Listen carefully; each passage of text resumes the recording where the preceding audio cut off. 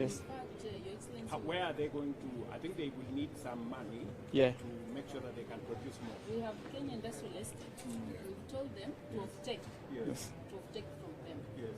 So we can even train them. The MSEA and in the MSEAs where we do their workshop. Yes. And then KIE is going to take all this. So you produce, you give to KIE, and from there, Where are the KIE people? KIE over here. Now we have Bahati here, who is has a group that is producing this for our edible oil sector. And his challenge, you told me, Bahati, is true. Yes. We need more money to be able to do more. Yes. And number two, to get a market. Yes, because we want to empower youths in rural areas so that we can reduce immigration from rural to urban Are you able areas. to work with him so that you can support him with the resources from KIE to scale up? Yes, Your Excellency. Yes. We can support him in what we do. And even making this Bahati, are you aware of KIE? Have Yes, you heard I'm of aware, it? sir. So you think you can build a relationship? Yes, I will, and I appreciate because this is the first time to see you. I could request to promote me. Yes. This appointment Yes. this was a reverse engineering concept. Correct. Wale wa kule nje, we came to Kariobangi, we trained on how to make this. Yes. Now it's made in Kariobangi, then assurance are being made across the country, Correct. so that they can buy this at 60% of the import price that they are importing. Then those who are producing this in the assurances who have registered, inatolewa sasa watu wajua across the country. Then KIA is the one that is financing it. Besides providing the Kariobangi Center of Excellence, common manufacturing, everything there, the technology, we have worked even with your advisor on this issue of edible oils. Yes. So this is now an idea that is going across the country. They had a challenge of market. Yes. But now through registering other associations across the country, farmers who are producing oil, Yes. they need to crush this at the bottom level. Yes. And this is what the machine is doing.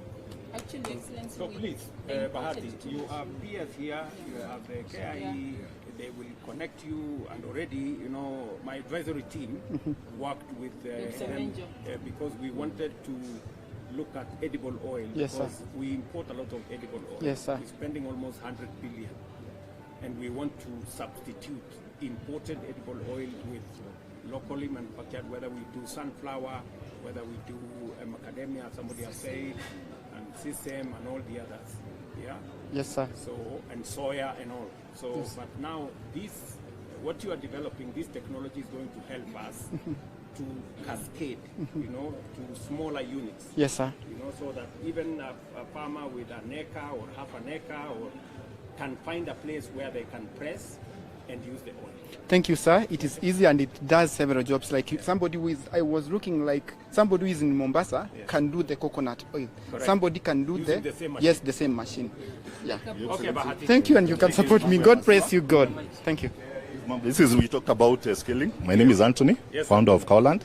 Yes. We get milk from farmers Yes. in Nyandarua. Yes. And now with the support of KIE, we have now been able to scale up. Yes. We're now doing value addition. So we are supporting government by ensuring that farmers are paid the 50 shillings. We are now doing value addition. And with additional support from KIE, we are confident we'll be able to build scale, provide more employment. Have you discussed with KIE? Yeah. Have you given them a business plan? They have supported us. They've given you some money. Yes. Like how much money? 10 million. They've given you 10 million. Yes. Already. Yes. Okay. And now we're looking at scaling up. Okay. But Where is your operation? we're currently doing contract manufacturing in Kiambu. Now that means we don't have our own plant. Yes. So phase 2 will work with KIE Yes. for scaling up. But also when you do manufacturing, there are small challenges in terms of packaging. Okay. Cost your packaging sometimes is a bit expensive because of imported materials. So if there's a way we can be assisted there, we can then compete effectively in this market and create employment because our business model is a bit different in terms of distribution. I have some good news for you. Yes, Your Excellency. Yeah. Already, I signed into law yesterday. Yeah. The finance bill that is going to remove taxes on packaging material. Thank you very much. Thank you very much. Yes. So you will now have access to lower prices of packaging material, and hopefully it will increase your margin, make your business better, but also transfer some of that to the end user. Definitely by reduced pricing. Definitely. Kidogo. Yeah, lazima. So I think that is part of what we are Thank you doing, very much, Your Excellency. so that to make sure that, and not just for packaging material, for you, also for tea, also for coffee farmers. Because as you know, we are still exporting a lot of our tea in sacks. We now want to put it in packets so that it goes direct to the supermarket and we can get more value. You know, that is the conversation we've been having with the industry, and we have asked KIE to step in whenever it is necessary. No, they have supported us. Sawa. Thank you, Excellency. All right. Thank you very much. All right. Have a good day. Thank you. Have a good day. Yes, our friends at KIE, habari zenu? Okay. Yes. Okay, my name is Paulina Mukhotu. We are, the company is called Comelo Designs. We are an eco-friendly leather accessories brand, handcrafted by local artists and in collaboration with other entrepreneurs. A product like this one is done by almost 5 people.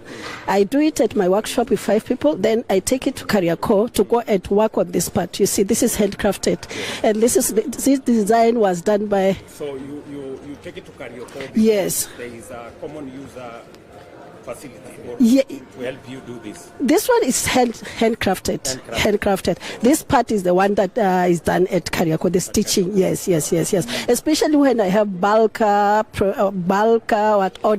that is when I take it to Kariako and they help me finish, because they have many machines. And I'm also the leader in the leather industry. I'm the organizing secretary of Leather Apex, and I'm also the CEO of Leather Articles Entrepreneurs Association. So the majority of times, the problems that we have as entrepreneurs is access to finance. Majority of us, we are women, and sometimes our husbands have problems giving us title deeds. So that is where the problem is. Because right now, I was sponsored by KIE when I started. I need another money, but the problem with the title deed, there's a problem. So, so that gave you some money. Yes, when I started, it 500. Yes, but now I need another, because Mr. President, the leather industry is intense. Can impact the leather industry. Yes. Will cover. Well, in the morning when I was coming here, I looked at the whole. This can fill the small, these young people, and we can impact the economy. That one, I think that is where we have to look. Very good. Yes. So that you know. Yes. A whole plan under better. Okay. Leather. Okay. We have a whole plan on leather. Yes. And, I am sure somebody will explain to you what we are doing, because we still export our labor raw, our leather raw. Semi-processed. Yes. Trying to process it more. Yes. Trying to improve the flaying. Yes. Leather is wasted when During the flaying. Yes, that is true. Yes. Training more people in flaying. Yes. And we are beginning to consolidate. We provided money so that more leather industries, more leather manufacturers can consolidate. Yes. As you are aware, we are finishing up the leather park in Kenani. Yes, in Kinani. Yes, I know. Kenani. I know. Yes. Give you a bigger ecosystem. Yes. Of good quality leather. Good. Thank you. Then we are doing one more thing, so that we are not just in Karioko. Yes. We are spreading the common user facilities, not just in Karioko. We are building 47 in every county. A county aggregation and industrial aggregation, park, yes. where we are now going to have common user facilities like the one that is in Kariako. Yes. Somebody in Bungoma doesn't have to come all the way to Kariako. To Kariako, yes. Somebody in Mandera doesn't have to come all the way. We also provide an ecosystem of facilities and common user facilities and equipment. And equipment, in every yes. county aggregation, Yes. 13 of them will be ready by September this By year. September, wow. Right? Wow. Yes. In fact, this is in my statement. I want Okay. to tell these good people so that progressively we begin to improve infrastructure for Infrastructure people for, like you yes. to be able to do this. Yes. If more people. And then progressively we are going to import less of leather products and use more. Which is the best, yes, of our own hides and skins. Right? Yes. And I have already instructed that all our security personnel, we are not buying boots from outside Kenya anymore. Thank you so much. All boots will be manufactured in Kenya. Yes, yes. From last year. Yes. So some people try to say, oh, the quality has a problem, but I told them, let us know the quality you want. Yes, we will yes, get our yes. manufacturers to produce it. And they are already doing it. Actually, we are already doing it because if you are talking about the stitching part, we are perfect, and also the finishing we do it at Kariakoo. Seriously, that will impact the industry. What do you want me to do better? What we can do better? I'm thinking. You have done a lot, Mr. President, but I'm thinking, let us look at, you see, now I'm saying I need money. I can't access money. Can we start with that money that maybe I'm saying, let me start with about 500. Let me not have a title deed for 500. Let me start with 500 and I prove myself, and that money gradually grows until I am able to take 10 million. Where I can, yes, that is the main issue. You want access to credit? Yes, that does not come without collateral. Especially coming from government, it is better to pay government money than the others. Yes, yes. The second one is access to market. If we can access market, yes, we get to our products. Begin to limit imports so that we can create a bigger market for products that are manufactured locally. Locally, yes. That would be the best. Really. To make, government agencies buy more from Kenyan manufacturers. That would be the because we don't know where our gifts are coming from. We will see what gifts coming from other countries. We are here. We can build the gifts. Card holders, something like this, and I wish you can live with one. Something like this, a bag like this. Yes. Okay. Thank you so much. Yes, we are able to make the gifts. Looking around here, you can see that our SMEs are able to do better work. Yes. Thank you so much. I appreciate. Yes. So you can give her the mic. Hello. Hello. You're supported by KICC. Okay. We've. So you have heard what she's looking for. Eh? She's looking for a mechanism where we can work with a different collateral mechanism rather than credit. He has come. He's already here. I didn't want to say. Yes. He's already there. Yes. So people like Paulina, we should be able, now that we have a credit guarantee scheme, we can de-risk people like her. And instead of her looking for a title deed, either she can go the route of Hustler Fund. You can now get up to 150,000 without any security on Hustler Fund. Or you come to KIE and we can use the credit guarantee mechanism to for you to access the money. And you need to work with, so that you know how the credit guarantee mechanism works, so that you can become part of it. Okay? And also, it will replace the requirement of a title. Yes. Also consider the LPO. If I come to you now, LPO I have financing. an order. Yes. But it's through that credit scheme. Yeah. Or it is under the credit scheme. Okay, Waziri here is already working on it with the ministry. Yeah. Okay? Yes. We are Caprin Foods. We do manufacturing of goat yogurt. We also supply goat milk. We are located in KICC bypass. So located in KICC. Yes, bypass. With the help of KME, we've gotten loan of the last time we got 2 million, which really helped us to create more employment, because we increased our employment. We now have 56 people. Initially, we had only 12. We have people at the farm. Yes, we've expanded. What did the 2 million allow you? How did you expand? More equipment, so productivity went up, more market demand, more people in the field to help us create marketing awareness, that more orders came in, so we had to install a bigger plant to create more here. So it has really helped us so far. Uptaking more milk? Yes. Okay. Yes. But your profession is to do yogurt? Yes, goat milk as a whole. We have the fresh goat milk and also the yogurt for the people who prefer yogurt. Yes. How is the market like? A bit For now, we have advantage of we are not so flooded compared to cow, dairy, yogurt, but there are a few challenges of accessing the milk. You know, the amount of milk you get on one goat is not the same amount of milk you get on a cow goat. But we also outsource from farmers who also have goats. So we've also helped farmers somehow, yes, to have a source where they can take their milk if they have excess. Yes. Very good.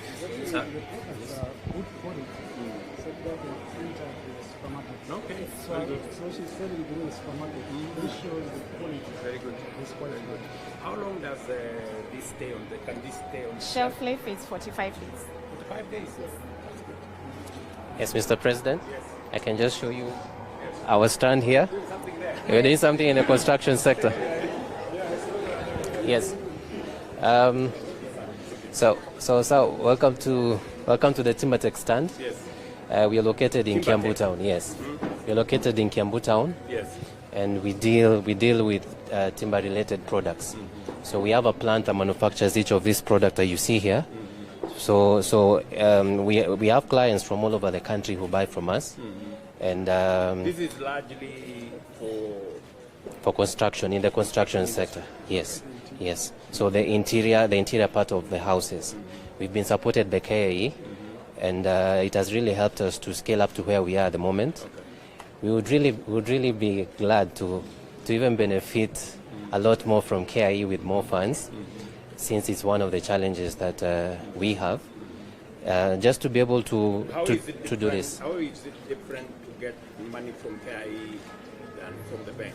What is the difference? Is there any difference? Of course, even accessing the money from KICC can compare it to the banks. The banks are a lot higher in terms of the rates. Yes, the rates are a lot higher, more expensive. Yes. But with KICC, it's a lot more affordable, and it also because they also have an understanding of the MSMEs. Yes. So it becomes easier to really talk to them and have them understand. Yes. What is the interest? You're lending them at how much? 10%. Yes. Yes. Yes. If you was to go to the bank?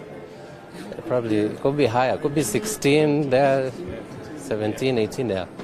Depends on the bank. It require a lot more. The requirements are a bit stringent. A lot stringent, a lot. Okay. Yes, and also sometimes it can be, you're likely not to even get it. After going round? After going around for some time, yeah. He's employing 50 people. Yes. You are employing 50 people? Yes, 50 people.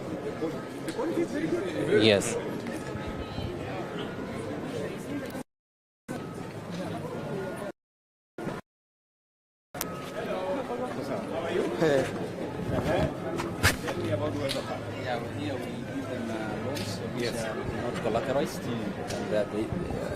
Here we support them with Wezo Fund without interest, and they start as a group, and we assist them now to understand issues of business so that they become MSMEs. So we have a Baraka Women Group here. They do some products for leather for women, and they sell locally, and they intend to also export. At the moment, we have supported it 7,000 groups.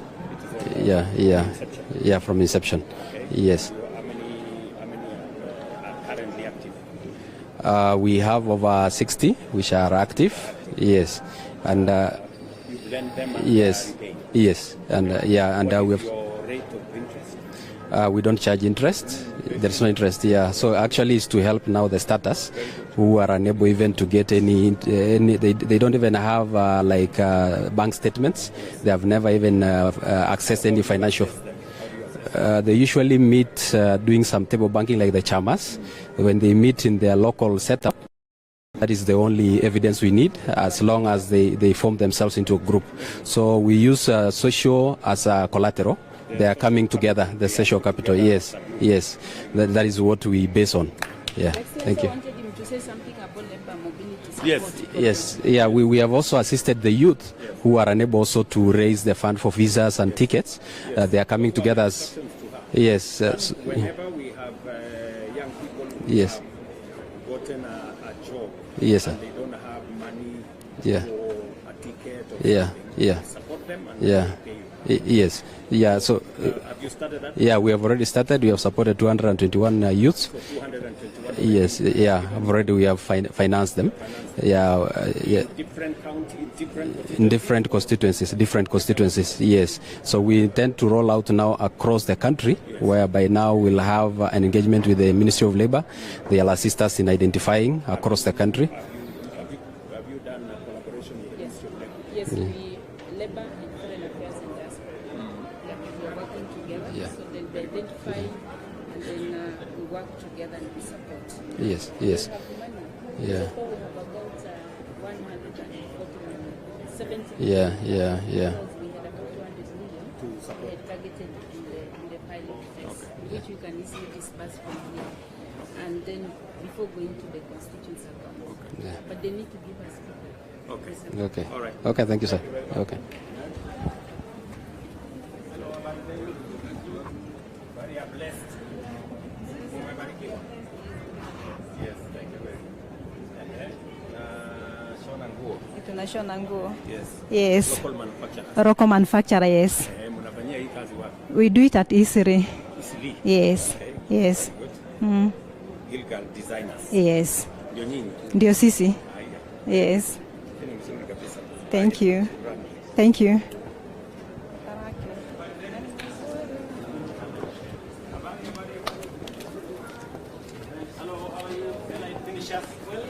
Very good design. Yes, for gypsum. For gypsum. Gypsum. Manufacturing this where? Yes, we manufacture from Ruto, and we get the distribution. We distribute across the country, and we are looking forward to even being able to export. Yes. Yes. So this is elite finishes, and what our waste product is recycled by KVL wood. So to produce this, so we collaborate. Yes, we collaborate. So as enterprises, that is one of our strengths. Yes, sir. Thank you, sir.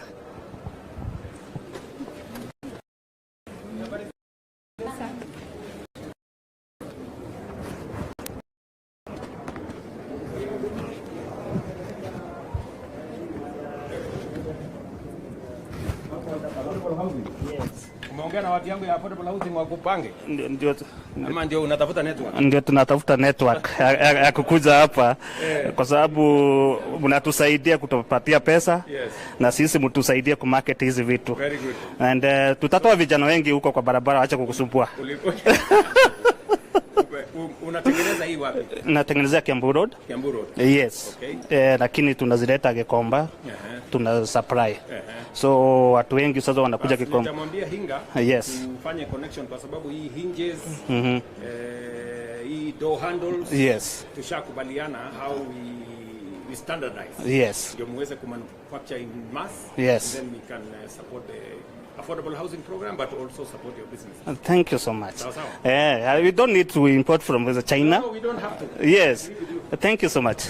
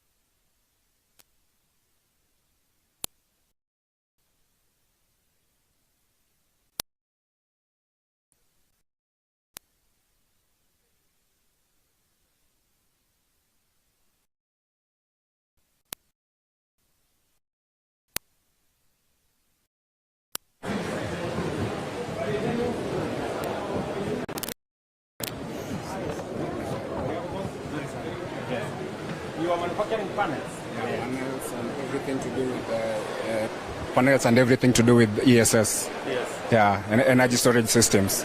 Yeah. Energy storage systems. Energy storage systems. Yeah. Okay. So where are you manufacturing it? We manufacture in China, but we have an office in Kenya. Yeah. Okay. So largely panels, storage. Storage. We do critical power. We do telecommunication systems, and then storage systems for industrial. So we can also do mini grids and yeah. Have you begun to think about how some of these can be assembled locally and then progressively? Yeah, progressively. We can do that. Yeah, progressively. Yeah.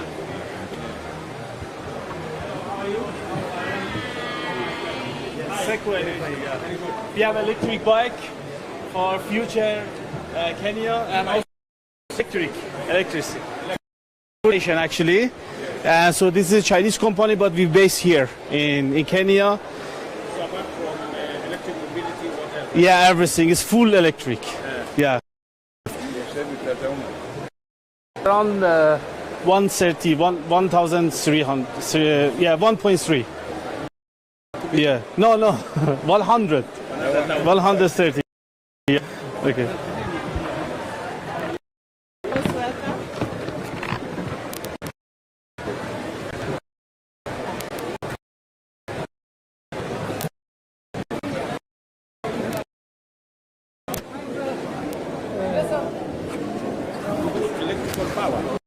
Supply is yes, power supply using machines, in panels, electricals. So we are manufacturing in India. My company name is Multi-Span Control Instrument Private Limited. We are working with 4 decades in India from 1986. So I wanted to good business in Kenya, and I support in Kenya also. Yeah. Then.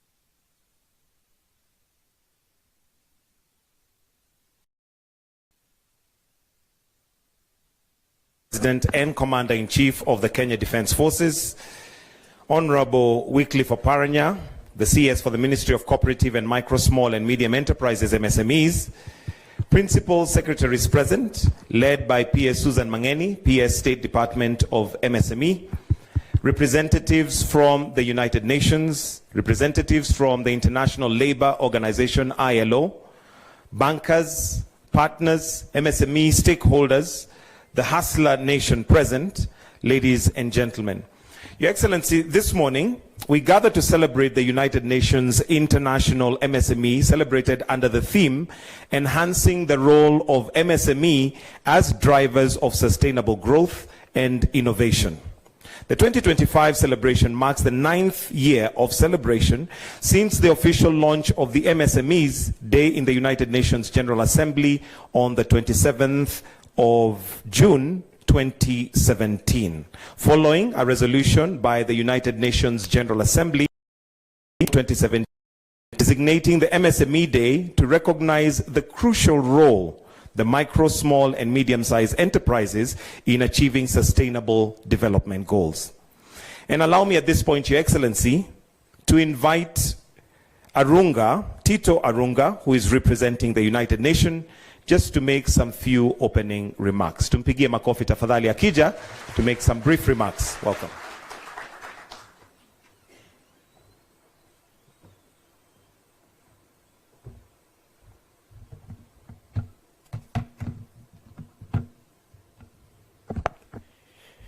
Your Excellency, Dr. William Samoei Ruto, President and Commander-in-Chief of the Kenya Defence Forces, CS Wycliffe Oparanya, kindly allow me to ride on all the protocols already established.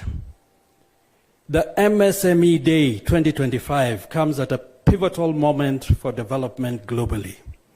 It takes place just ahead of two key international milestones: the 4th International Conference on Financing for Development in Seville, and the 2nd World Summit for Social Development in Doha. These key events will both grapple with urgent questions of financing, equity, and inclusion in an increasingly volatile world. It is in this context that today's commemoration offers an opportunity to reaffirm the essential role of micro, small, and medium-sized enterprises in shaping inclusive, resilient, and sustainable economies. This year's theme, leveraging the power and resilience of MSMEs to accelerate sustainable development, captures this ambition. It acknowledges that MSMEs are not only engines of economic activity, but also catalysts for innovation, poverty reduction, and dignified livelihoods. And it calls on all of us, as governments, development actors, financial institutions, and large business, to create the enabling conditions that allow MSMEs to thrive. Across Kenya and the wider continent, MSMEs are foundational to local economies. They offer entry points for young people, women, and informal workers. Their size and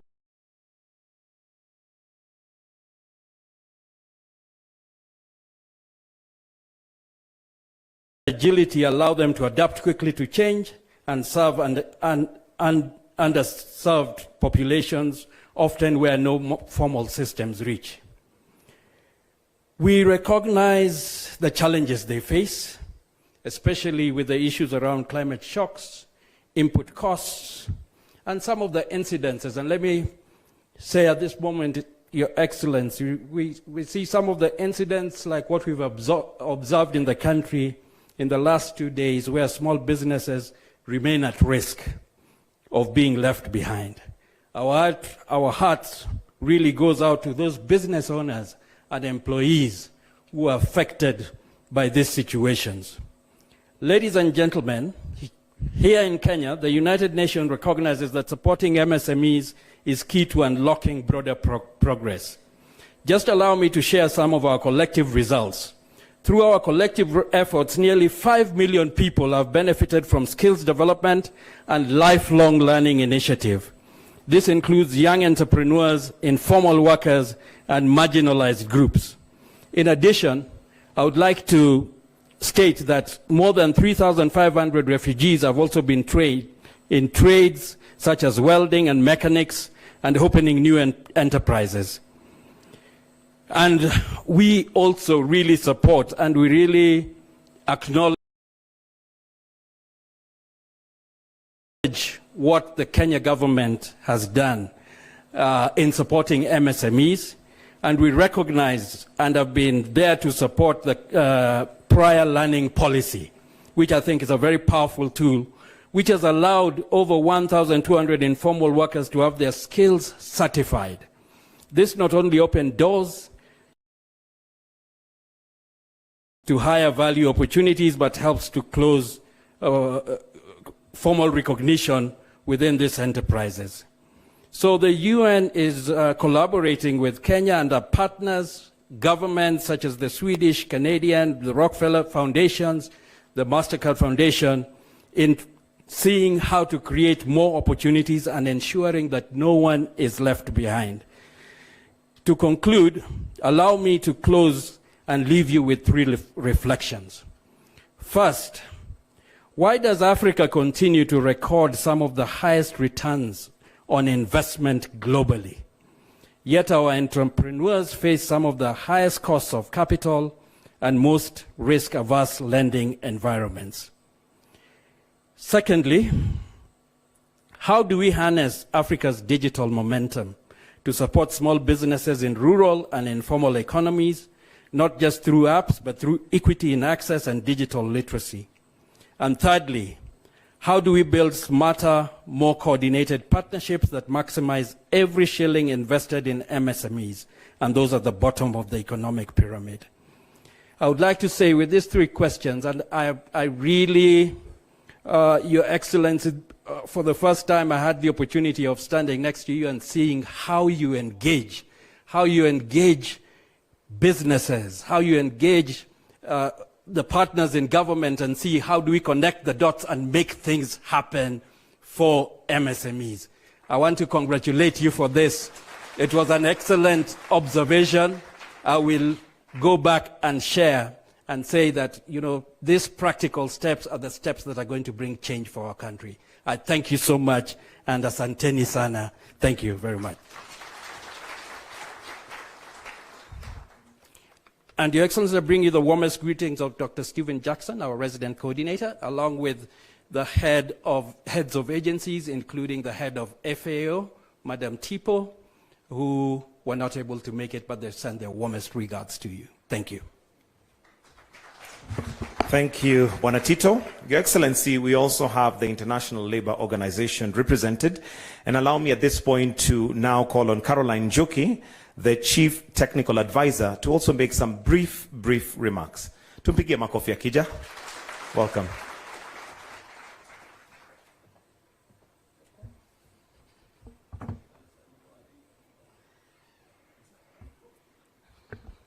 Your Excellency, Dr. William Samoei Ruto, President of the Republic of Kenya and Commander-in-Chief of the Armed Forces, CS, MSME and Cooperatives, Wycliffe Oparanya, distinguished guests, ladies and gentlemen, please allow me to ride on protocols already established.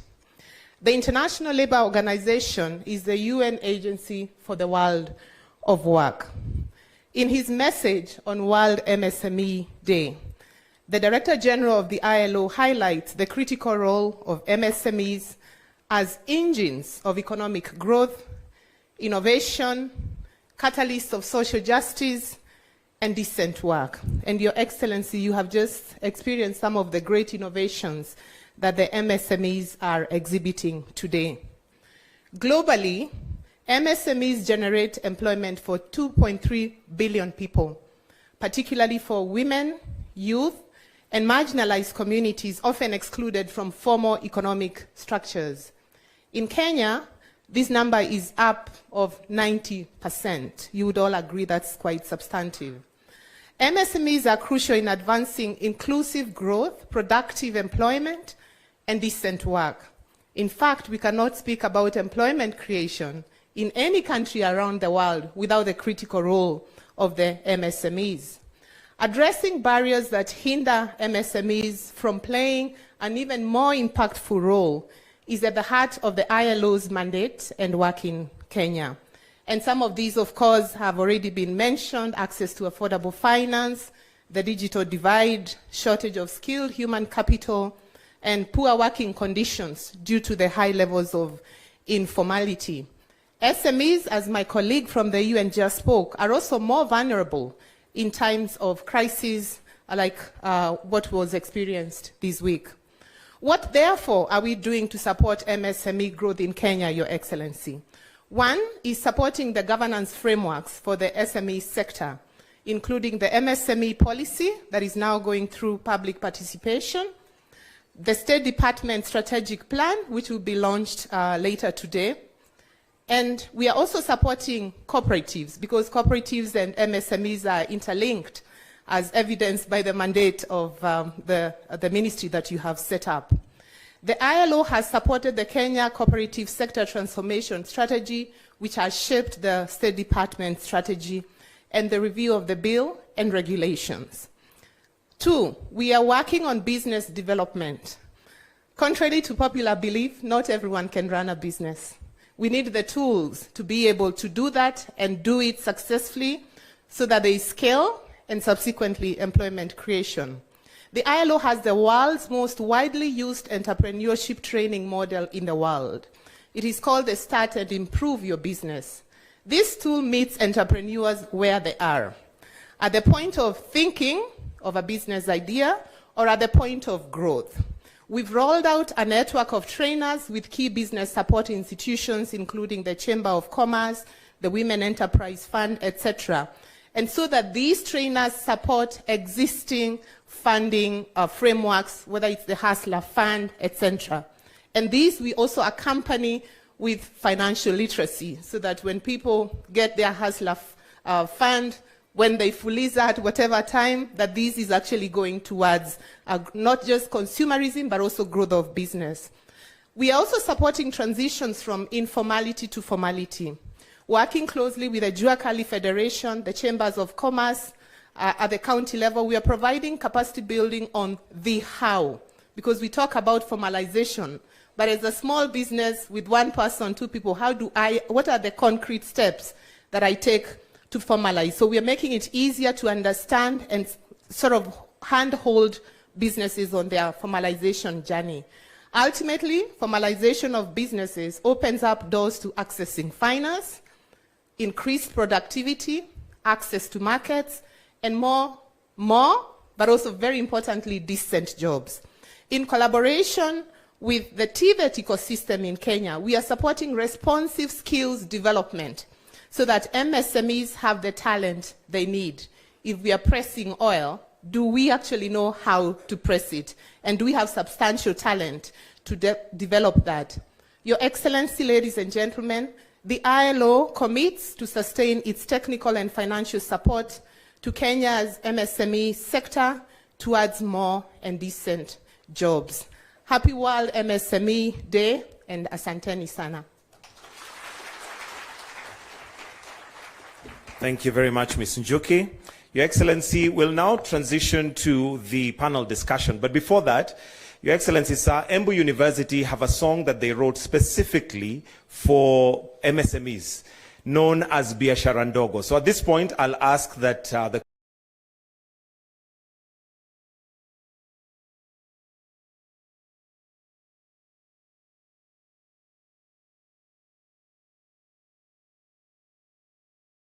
choir stand up and present the song. The song is Biashara Ndogo. And Your Excellency, this is of course in cognizance with how intentional you are with the creative economy. And therefore, we thought it would be prudent to give them a chance and an opportunity to present their song. So Embu University Choir, Biashara Ndogo.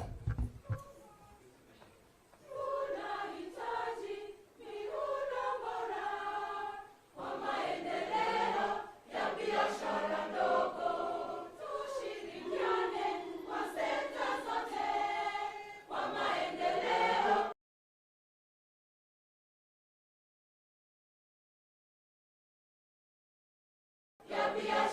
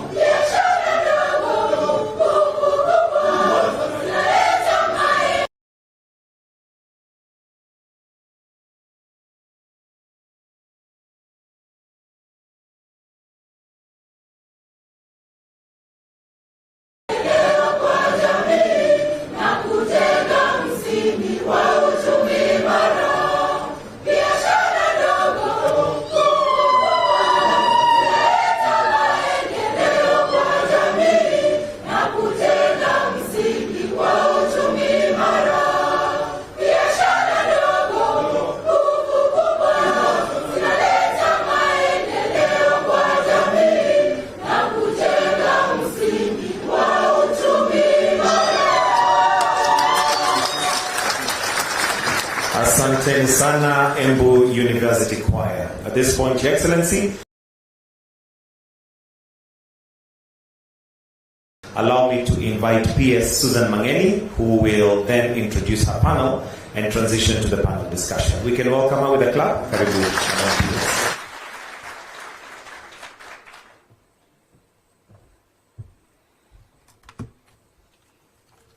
Thank you, Your Excellency, the President of the Republic of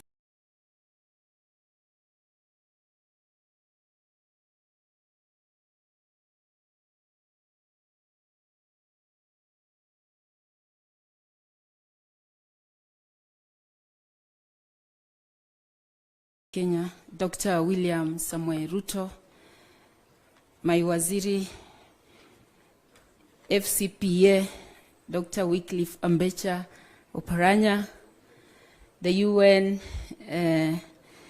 representative of the UN resident coordinator, representative of ILO, my strategic partner in the State Department, Kenya Association of Manufacturers who are our takers, Kenya Bankers Association, Jua Kali na mahasla mjambo. Your Excellency, allow me just to recognize my colleagues whom I work with closely. They support me in this ecosystem. All PSs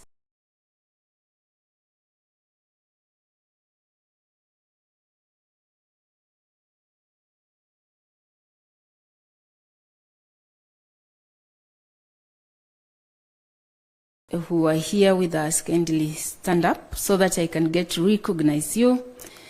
So we have PS Hinga. He's my biggest market in the affordable housing. Makofi kwake. Thank you, PS Charles. Then we have PS Ololotwa. Huyo ni tourist attraction mkubwa. We have PS for Trade, Dr. Regina, and she will be today sharing with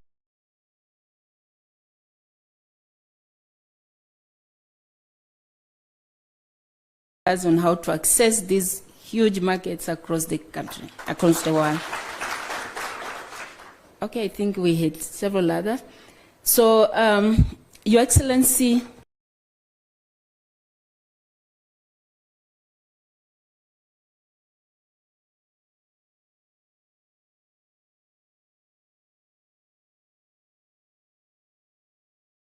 and all protocols observed, we are humbled. Biashara ndogo vile tumeambiwa na choir ya kutoka Embu University. We met this choir about 3 weeks ago during the MSME Connect initiative that the ministry, the able leadership of my waziri here, has initiated, bringing the public sector together with the public and private sector so that we can have the dialogue that you encouraged us sometime last year around this time, that we need to activate dialogues across all the sectors of the economy, and we took up that challenge. And so I am here because I'm happy, because this is the first time ever in the history of this country that we are having such a high level celebration of this day that was founded about 9 years ago. We feel so much humbled, we feel privileged. Ama ni aje mahaslas? Sindo hivyo? Simumeka na rais? Simumefurahi? Kuna vila na to feel, sindio? Na to feel. So, but what you expect of this day today is that we have an ecosystem, and we want to thank you, because when a story will be told of this administration, 1,000 years to come, the biggest chapter and the largest chapter in that story will be your renewed focus and the increased attention that you have given to the sector of MSME. Do you agree with me? Because by designating a whole ministry and your leadership since independence just to focus mambo ya MSME, asubuhi naamka MSME, saa saba naamka MSME, jioni naamka MSME, it shows that indeed you meant it when you say we needed to change on how we develop this country and start focusing on building our economy from the bottom of the economic pyramid, the bottom-up economic transformation agenda. So we are here today with an ecosystem to celebrate our MSMEs, but we also stand in solidarity with them because the MSMEs are faced with a number of shocks. Of course, the sad events that happen the other day is not something that we can go without talking about. I know there's so many businesses that have now gone under. Somebody somewhere has lost a job. Somebody somewhere will go into depression and might even lose his or her life because of the destruction that happened there. So biashara ndogo ni nguvu. Sisi tunaomba tu wakitafuta mambo yao, pia sisi watupatie nafasi tufanye mambo yetu. And I leave that to other actors in the ecosystem who will talk about it. But it is really sad. But we also celebrate you. Today we are going to share opportunities which are there. We take stock of what we've done, the government, the private sector, the development partners, and our endeavors in establishing a very supportive ecosystem that will promote growth and development of our MSME. So while doing that also, we are going, Your Excellency, for the first time to launch the inaugural State Department strategic plan, which is a master plan. It's actually a master plan because of the level of participation, the input that has come from across the MSME sector. ILO have spoken about it. We had everybody making input. So it's going not just a strategic plan for the State Department, but it's going to guide and inform the MSME sector, the ecosystem, on what we need to do to support MSME. So we expect to launch, and we are privileged that you will be launching our strategic plan.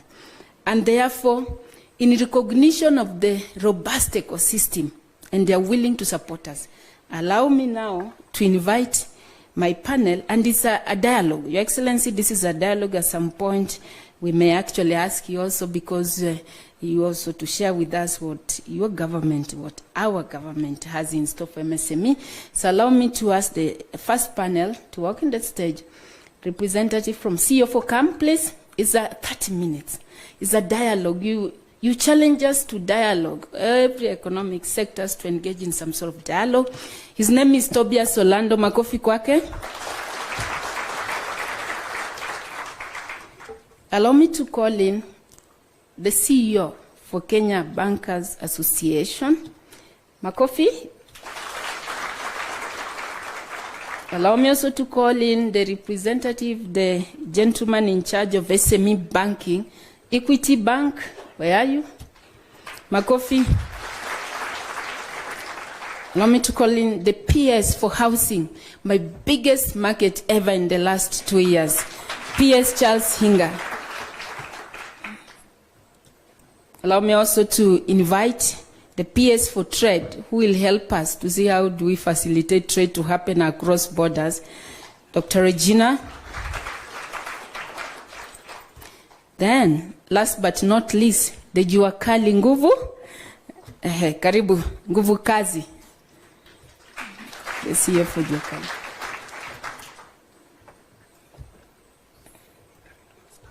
I didn't realize sina kiti hapa. But ni sawa tu. So this is a reflection of the ecosystem, but also in the plenary, we also going to have a few interjection, and this thank you for that. So we will have a few interjection, especially from the development partners and MSMEs themselves. So here, I don't have any particular order, but we are here to renew our commitment for the MSME sector. I have government here, and then I have also private sector here. I want to begin by Kenya Bankers Association. And my question to you is that the ecosystem to be complete, we must unlock access to to affordable credit.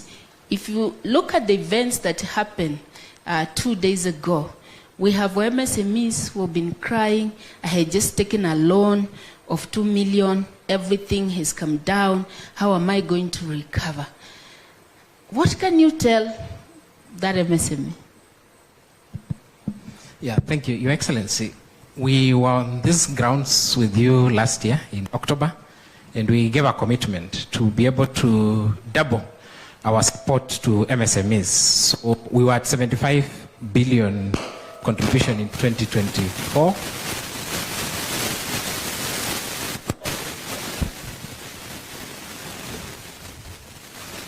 Yes, we were at 75 billion contribution to small businesses in 2024.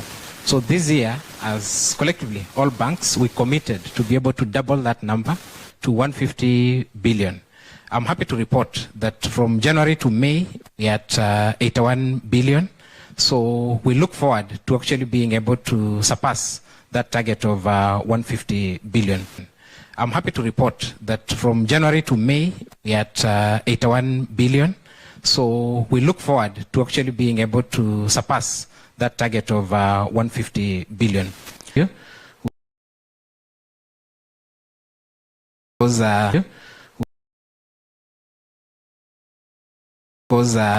taxes has been taken care of through the Finance Act 2025. And lastly, we're also working with the Central Bank just to be able to ensure that the loans from banks are affordable.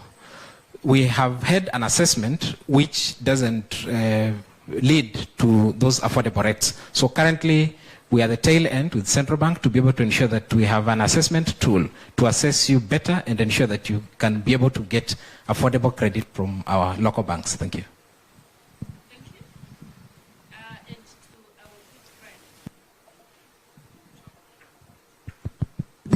All right. So from Equity, you know, Equity is known for having been among the first financial institution to deepen financial inclusion. Our recent conversation with Dr. Mwangi, who is the group CEO for Equity, revealed that it's only 60% of your financing goes to business. Only 6% of your financing. So most of those loans are going for other personal users. What do you think we are not doing? So what do we need to do to now deepen credit inclusion, transition from financial inclusion to credit inclusion so that wananchi hawa MSMEs wetu mashujaa can get access to loans, to affordable credit to do business? Thank you, Madam PS, Your Excellency. This is Colin Wanyonyi, Director SME at Equity Bank, Kenya. I'll start by just trying to debrief on the numbers. So if you look at Equity Bank this year, we've reached out to 757,000 MSMEs, just reaching out to give them a view of what SMEs can do. We've trained 652,372 SMEs. We've then given funding to 350,000. 149 MSMEs. Just to give you the depth of how low we are going, and these are not SMEs, these are micros that we are focusing on. And when you look then at the micros that we focus on, and because most of their loans are short-term in nature, cumulatively we've given them 353 billion. So 353 billion is total cumulative amount that we've advanced to MSMEs. But then what are the items that we need to help to get the MSMEs to move on?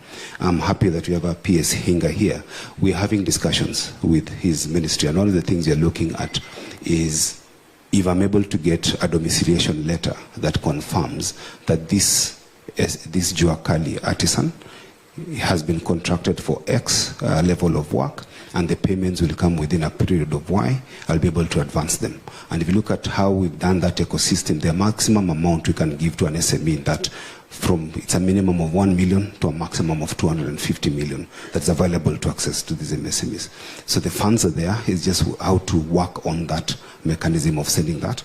And also proud to say that we are also taking advantage of National Treasury Credit Guarantee Scheme to then advance some of these monies to our MSMEs. Thank you.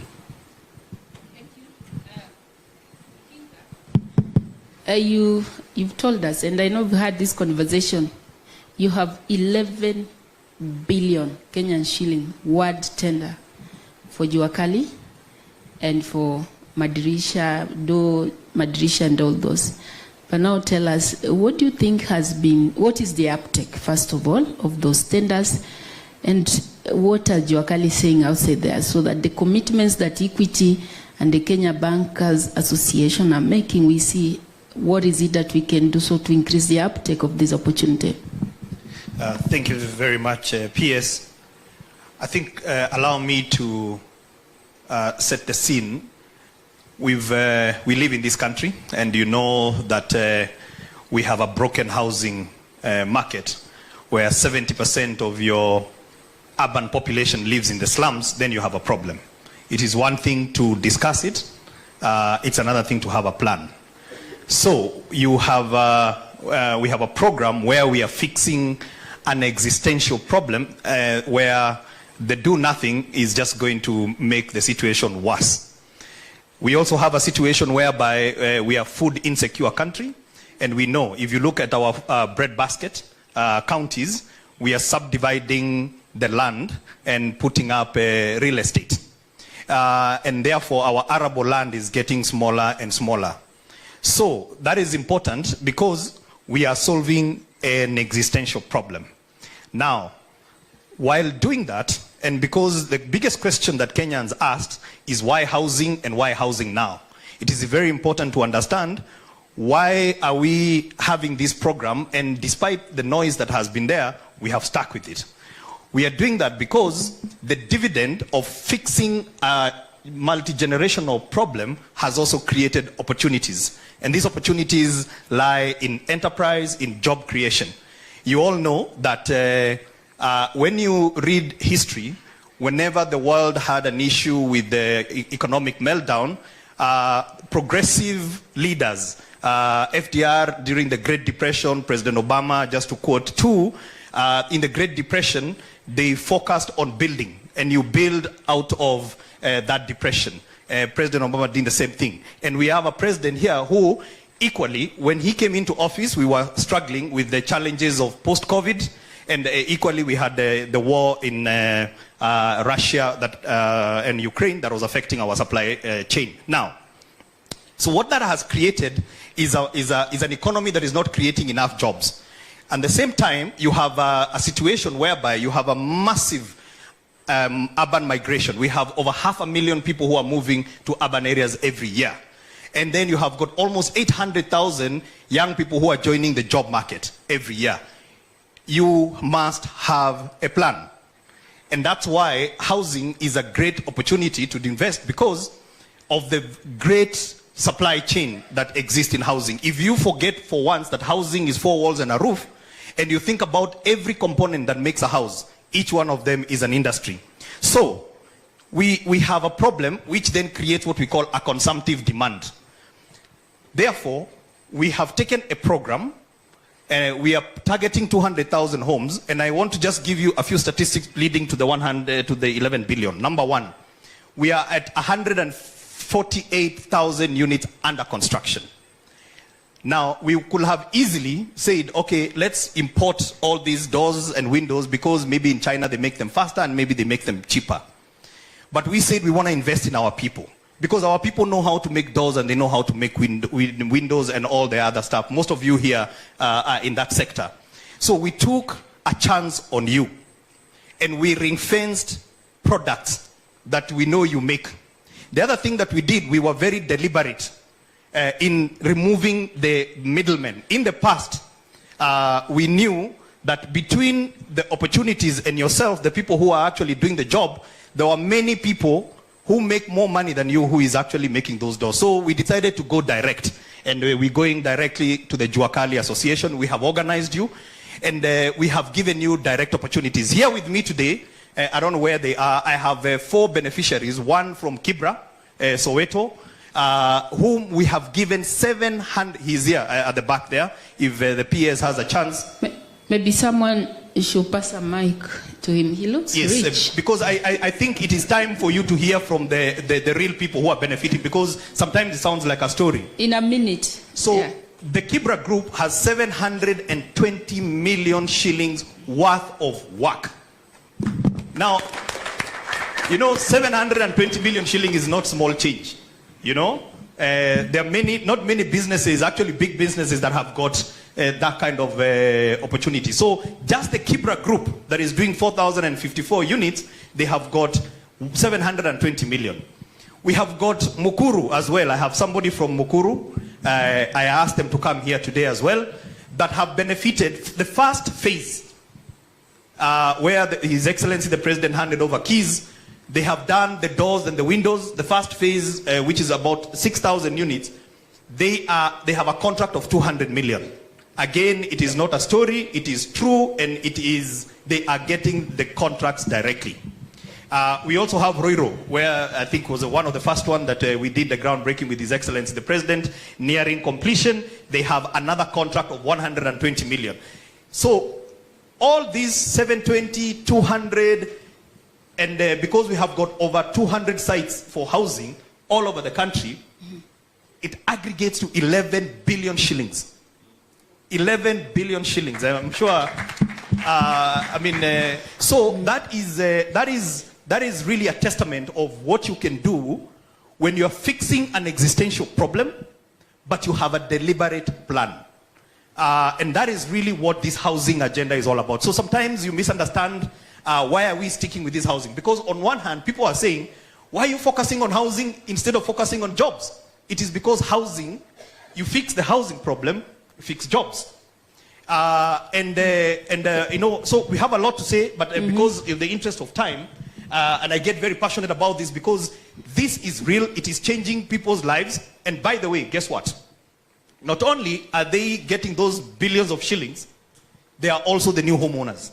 So the real dividend is that they not only build the doors and the windows, they are the real homeowners. And the last point is 11 billion PS was probably a statistic when we had Madaraka Day. Since then, I've already signed new contracts. So I will soon be updating you where we are, because every site that we are signing, there is opportunities for MSMEs. And those are only 3 products. Thank you, PS. Doors, I'll windows, and balustrades. But Your Excellency, we have got 69 products. So we've only tested 3 products, and we already have 11 billion. Can you imagine how this country will look when we roll out the 69 products? Sorry for taking too much time. I had to add you some more minutes because I'm going to knock at your door with my Juakali. You are a huge market. You said how many billion again? Thank you. So can we get to hear from Juakali, person there, just in a minute, tell us what is your experience, how are you accessing finance, because they are here. These people today, they need to tell us how they are going to support you. Yeah. Thank you so much. My name is Akal Aura. I'm a welder from Kibra High-Rise. This is where we have a pilot project of the 4,515 units that are ongoing. I, myself, and my team, we were able to secure a contract worth 720 million. That is for the first time that has ever happened in our country, something that has never happened before. I thank Your Excellency. I'm not new in your face. I know when this contract was being given, you handed it over to me, you yourself. I really appreciate this. Thank you so much. Thank you. Thank you. So, we've been able to, I and my team have been able to. So who is financing you? We are getting loans from the SMEs, from the banks. We've been able to access this. At what interest rate? Allow me to ask. 18%. This is the conversation. We are getting it at 18%. 18%. KBA. This is something. we are making a request. We're making a request in terms of the interest. We're really crying that if you. Thank you. Please, Lloyd. I'm sure, Your Excellency, you will come in on that, because 2.5 years ago you sat with this Wakurugenzi and you agreed we can really get to push this credit to a single digit. And I think this is a conversation that we are going to have. Thank you very much. Let's clap for him. Now, Hinga, and arising from the opportunities that you have talked about, I'm just asking, is the same arrangement happening across the country? I mean, if I go to Kitale if I go to Isiolo, if I go to Mandera, are the Juakali in those areas gaining access to this opportunity, or are we importing the Juakali from Nairobi? It is happening in every site. In fact, PS Susan, I want to challenge you because I am doing a housing scheme in your backyard in Funyula. And I would like you to testify because I know you are on site. The Juakalis in Funyula have the same work. I go as far as Mabera, near the border of Kenya and Tanzania. By the way, this program, we are implementing it already in 44 out of 47 counties. The 3 counties that were remaining, Turkana, Marsabit, and Elgeyo Marakwet, and West Pokot, they have been advertised. So even those Juakalis in Turkana, Marsabit, and West Pokot, you are also going to be benefiting in the next 2 or so months. Thank you. So let's clap for PS. Now, edible oil value chain, and this I'm coming to the Kenya Association of Manufacture. Every year we spend close to 150 billion. People spend in the industry to import the edible oil, raw materials, sesame, soya beans, sunflowers, palm oil. Yet these are traditional value chain. What are you doing? What are you doing in terms of working out on our local supply system so that we give this huge opportunity? Even if they can get to retain 50% of that amount, it will go into people's pocket. What is it that you're doing in that space as of taker? Thank you very much. I think it is an important conversation to ensure that we can source locally the raw material, which is edible oil, and process it here. Under what we call agriculture for industry is a pillar that is dear to us, and we are in conversation with different ministries, Ministry of Trade and Ministry of Agriculture and the Council of Governors, because right now there are already existing manufacturers who have identified potential areas where we can grow sunflower and the other edible products. Is just to provide that conducive linkage with the farmers in those areas to plant the crop, then we will come in as off-takers. And for this to happen, we need the government and the county government to take action in terms of linking with the farmers and providing the necessary seeds. What we are guaranteeing is that we are going to provide of taking. We've also had a conversation with the different banks from the private sector to see how they can support these farmers so that they are guaranteed that when we take those seeds, edible oil seeds, then they are going to be paid. So I'm seeing it is an opportunity that it can happen. We just need to enhance those efforts and make it happen here in Kenya because it is indeed possible. PS Trade. Every time we see our president having diplomatic and bilateral engagement, we are seeing a market. We are right now implementing the FCFTA. Tell us what opportunities exist there for some of our MSMEs also to take, or rather to trade across the border. The other day we signed the economic partnership with EU. How are we actualizing that? Because it's one thing to sign on the paper, it's another thing to really get to maximize on that opportunity. What is it that we are doing in your sector? Thank you, Susan and Your Excellency. This is a situation that we are finding ourselves in at a time when we actually had not the best economic situation, having gone through COVID, having gone through all those global issues that were happening. But through your leadership, we have seen a full understanding of the value of concentrating on micro, small enterprises to actually be the productive sector of the economy and move away from thinking more around consumption. And in that case, therefore, I have seen that through my State Department, we have been able to actually get us to push the agenda of ensuring that domestic trade works for its citizens.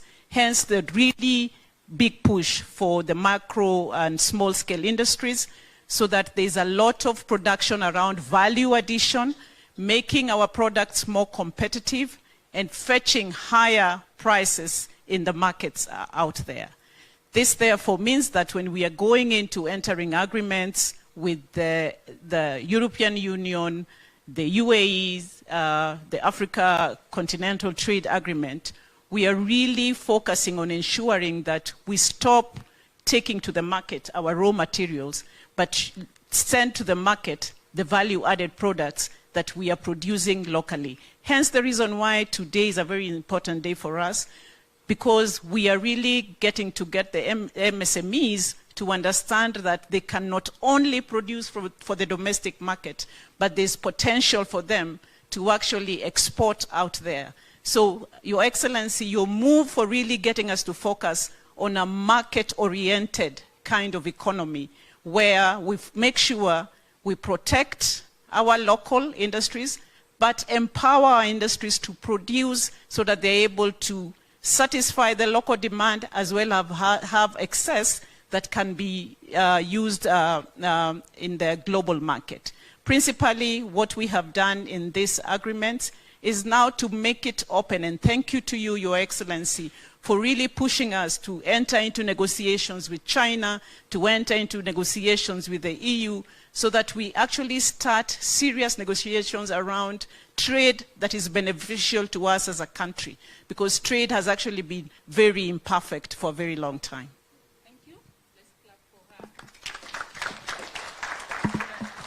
And I'm just thinking deeply and looking at Kenya's Association of Manufacturers. I think you need to work closely with her so that we see how to maximize on these opportunities. Yes, yeah. I confirm we've been working closely with the ministry. In fact, from the private sector, we've gone beyond. After the signing of the agreement, we've gone to the stage of now educating the members in terms of the customs requirement for EU, customs requirement for FCFTA market. So from the private sector, we take advantage of what government has already done and educate our members. What we encourage is that let it not be a market that it's accessible by only bigger companies, but also our SMEs can create and find a platform to export our goods to those regions. So, to Ajuakali here. Yes, thank you very much. You introduce yourself first. My name is Felix Ndunda. My name is Felix Ndunda. I represent an organization called Kenya National Federation of Juakali Association. We are one of the biggest employer, Your Excellency, when it comes to employment in the informal sector. And maybe before I proceed, I would like to recognize our two members there from Juakali Association, Kamukunji, Secretary and the Chairman. If you can just wave. They're in the sector of metal fabrication. So the Juakali sector, Your Excellency, is a sector that for the longest has been creating employment, especially for the young people. And I can tell you, you are truly talking to right now. I'm also an artist and I do leather shoes, like the one I'm wearing here. And I'll also, your next pair, I can be able to do it for you. So that shows that the Juakali sector, we are skilled. And right now we are running several initiatives. One called RPL, it's called Recognition of Prior Learning, whereby we are certifying our artisans based on the experience they have.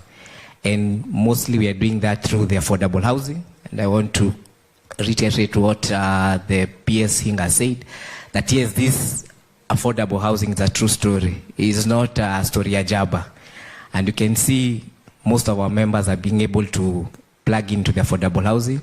The issue here is one of the hindrances that we are facing as the Juakali sector when it comes to the affordable housing is easy access to credit, whereby we'd like the banks to look at us as a financial potential, not financial risk. Because you see, the affordable housing has been able to open up opportunities, especially for the young people, whereby not only building the houses, also they can be able to own it. And right now as a federation, we have taken a step forward whereby in 2022, we did sign an MOU together with KCB Bank and KCB Foundation to be able to offer what I call tailor-made financial credit to our members. And very soon, Madam PS and Your Excellency, we are moving forward with KICC, whereby each and every member, wherever they are in every association, they will be able to get a credit limit so that can be able to push their business forward. And I want to thank you very much, Your Excellency. Since your leadership, we are working very closely with your government through the State Department for MSME, and whereby now, Juakali said, we are on the table when the decisions are made. And we want to thank you very much. Also working closely with our state agencies like MSEA, Wezo Fund, and the rest. And also the sectors sent me to highlight to you that we have been working very closely with MSEA, and we are part of the process that did an act to create MSEA. We have been sitting in the board of MSEA for a while, but right now we have no representation. So maybe you can consider that. Thank you. Thank you. But you're not a good person. Sijachoma. So allow me, I have a hustler in the room. Alisema ameniandikia noti hapa akasema ako na kitu ya kusema. My God, is this hustler? Someone pass the mic to this hustler.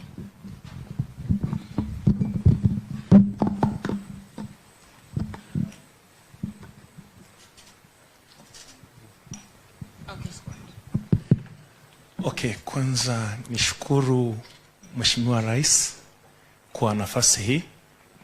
Majina yangu ni Kevin Amateshe Ahonya. Mimi ni mfanyabiashara. Nimekuwa for business for 20 years now. Jua kali. I deal with ladies' shoes that has sustained my family for 20 years. On 24th, I was self-employed, and on 25th, I was forced to be among the jobless because of what happened. And as we speak right now, I don't know what to say, because now my children that have been taken care of, expecting them to be among the panelists there, their dreams are in danger. My prayer is that as much as Mheshimiwa Rais is making effort to employ as many as he can, let's understand not all people will be accommodated. We have those who are self-employed, who depend on their effort. I wake every day at 5. I sleep at 11 daily to make sure that I sustain my family and I don't involve myself in crime. And that's why up to now, I have never been handcuffed with a single police for these many years that I have been in business. I've been able to take care of my family comfortably. But now, because of what I don't know to term it, if it's a politics or what, through the demonstration that was there, my place of work was burned to ashes. I work at Koja Stage on the building called Lord's House, where all our businesses were burned to ashes. And as I speak now, Mheshimiwa Rais, I have nowhere to start from. I will be happy if I can leave this room with a hope for my future and my children and my fellow hustlers that we hustle together with them. Thank you. We feel you. We cry with you. But most importantly, we are here system, I think, led by Our Excellency the President, and we'll figure out on how to support the businesses to recover. Thank you. Your Excellency, you have an interjection? Thank you very much. I really feel for my friend who just, Kevin, who's just talked. I will speak to that later, but you can count on my support as we go forward. But let me speak to the earlier issue that was raised by both P.S. Hinga and my friend Carl, my friend Carl here. As Hinga said, we came with a plan because out of the many challenges we have as a nation, we have to figure out how do we deal with the challenges that face our nation. Challenges of unemployment, challenges of doing business, and by solving some of the public challenges that we have, we create opportunities, as Hinga said, for business to grow and opportunities for jobs to be found. Particularly on the housing program, as you have been told, countries that understand how to grow out of challenges, you build your way out of situations of depression. Because of what we have done, we have not only created 250,000 jobs, as I talk to you, physically in the construction sites. We have 200 construction sites across Kenya. We have architects, engineers, quantity surveyors, masons, carpenters, electricians, name them, working. But we also have people like Carl here, people who are in the Juakali sector. Juakali sector was never organized. I have listened to them. And many of them are saying you get a window one day, a door another day, you stay for 2-3 weeks, you haven't found something to do. And the earnings become so intermittent that somebody cannot sustain a livelihood. So what did we do with housing? We decided that this Juakali sector, we're going to formalize it. We're going to give them contracts.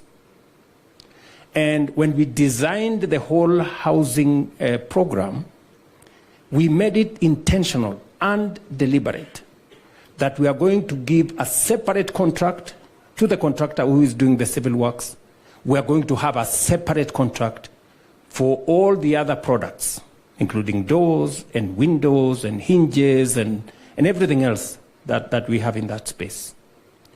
And it was easier for us to give a whole contract to one contractor and they would import all these things from everywhere. But our identification of the Juakali sector was intentional because we wanted to create enterprise locally. We wanted to create jobs and support jobs locally. Many people did not believe that the Juakali would do this. But I can tell you today that we do not have a single Chinese contractor doing our affordable housing. We have all local contractors. All of them. 200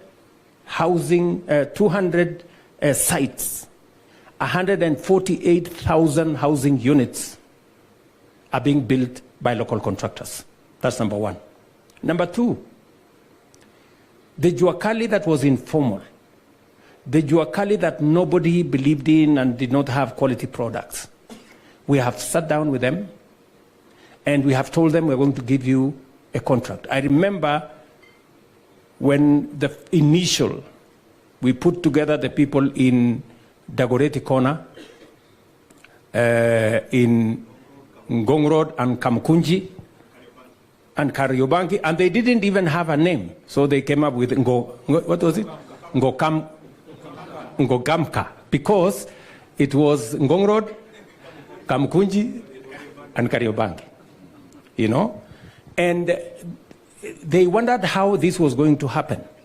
So number one, we standardized the windows. You cannot, in our affordable housing plan, because the way to produce products in mass is to make sure that they are standardized. So we have standardized all the windows, we have standardized all the doors, and we have standardized all the other products so that it becomes easy for the Juakali sector to produce them in mass. And once we have trained them to do a certain product and they have gotten the skill, they do not have to change the skill every moment. So today, Carl and all the other people in the Juakali sector know that a window is this size. And by the way, Juakali is not synonymous with low quality. Today, our Juakali sector are producing good quality products because we have insisted. And we told them very clearly that although we want to support you, we are not going to compromise on quality. You must make the right quality product. And you know what? We have the best human capital anywhere in the world. The Juakali today is measuring up to what we could have imported from anywhere else in the world. And they are continuously improving. And when we said we are going to work with the Juakali sector, people thought it was a joke. When we gave the first contract, I remember, Hinga, when we went to Ruiru, and we gave a contract of 120 million shillings to the Juakali sector to make windows and hinges and doors for our project in Ruiru. Even themselves, they were wondering how this is going to happen. But they have delivered, and the project in Ruiru is complete. In fact, we will be going to give out the houses shortly. Carl here and his team, they have put together the whole Juakali sector around Soweto in Kibra. They have shared the windows, they have shared the hinges, they have shared the doors, and they now have a contract of 720 million. Is that true, Carl? How much? Is it 7,200? 720 million shillings. These Juakali people.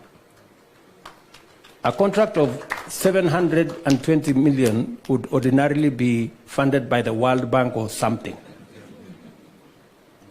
because it's such a big contract. But now these Juakali people are doing it. And as Hinga said, it is not just in Soweto. In the 200 sites we have across Kenya, in our 44 counties so far, we have Juakali sector working with us with contracts to produce for our affordable housing program and for our markets and for the hostels we are building. Let me just speak to one final thing that was said by Carl. And he said, we are borrowing money from the banks at 18%. You know? And the banks are here, and they are my friends. And we have had this conversation. They told me, the problem, Mr. President, is that government is borrowing at 16%. So if government is borrowing at 16%, we cannot lend lower to the private sector. I have worked on the economy, and I am very proud of what we have achieved in stabilizing the economy.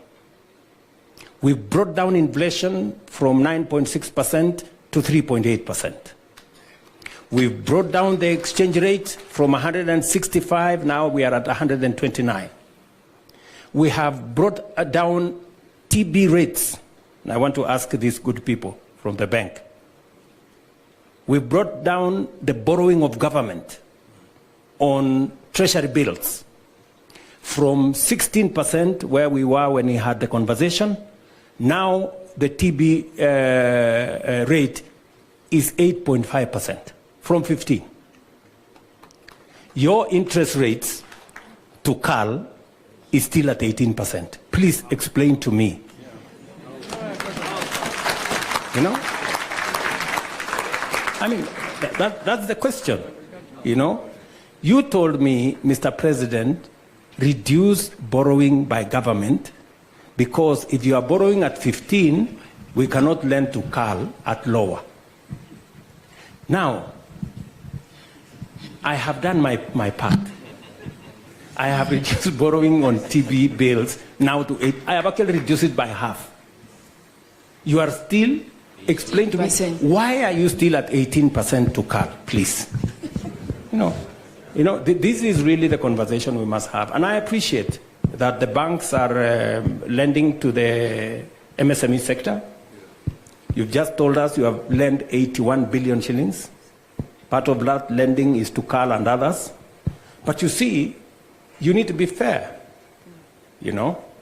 because you're making good profits. And I have no problem with making good profits. But surely, you should consider your customers. I think we must be deliberate about reducing interest rates. And the public is asking. The governor of Central Bank, Kamau Thuge, has been discussing with banks. And banks have told us, we are going to reduce interest rates. We are going to reduce interest rates. We want you to match what you're saying with what you do, so that the sector can benefit more. And for your information, apart from cutting down on our expenditures and reducing borrowing from the market so that we can reduce rates, we've built more reserves. The reason why we made a decision as government, and I drove that decision of saying, let us do more savings. Today, I can proudly tell the country that we have improved our public savings from 320 billion in 2022. We are now closing to 600 billion before the end of this year. So, and as we improve our savings, we will make it easier for resources to be available, to be lent, patient money to be lent, and then we can manage the interest rates to come down. So that people like Carl and all these other people in the Juakali sector can borrow at lower interest rates. Finally, it shouldn't be the place of government to lend the money. It is the place of banks. But because the banks are stuck, now we have KIE, we're trying to manage interest rates at 10%. We have Hustler Fund at 8%. We're trying to do all manner of interventions because the people who are supposed to do this, my good brother from Equity Bank, you need to do it better. And we are going to work with you to see how we can do it better. So I just thought maybe I should intervene just on that issue of being deliberate about creating jobs and supporting the MSME sector, and also trying to see how we can bring down interest rates so that they can employ more people, they can do better, and they can earn from their living and expand their enterprises and grow our economy. Thank you, Your Excellency. I think our financial partners, you've taken that challenge, and the push is to get to single-digit interest rates. When we had a conversation with Equity, you said now you understand Hustler Fund, and you're willing to graduate within that collateral frameworks that we discussed. Maybe just a minute on that. Thank you.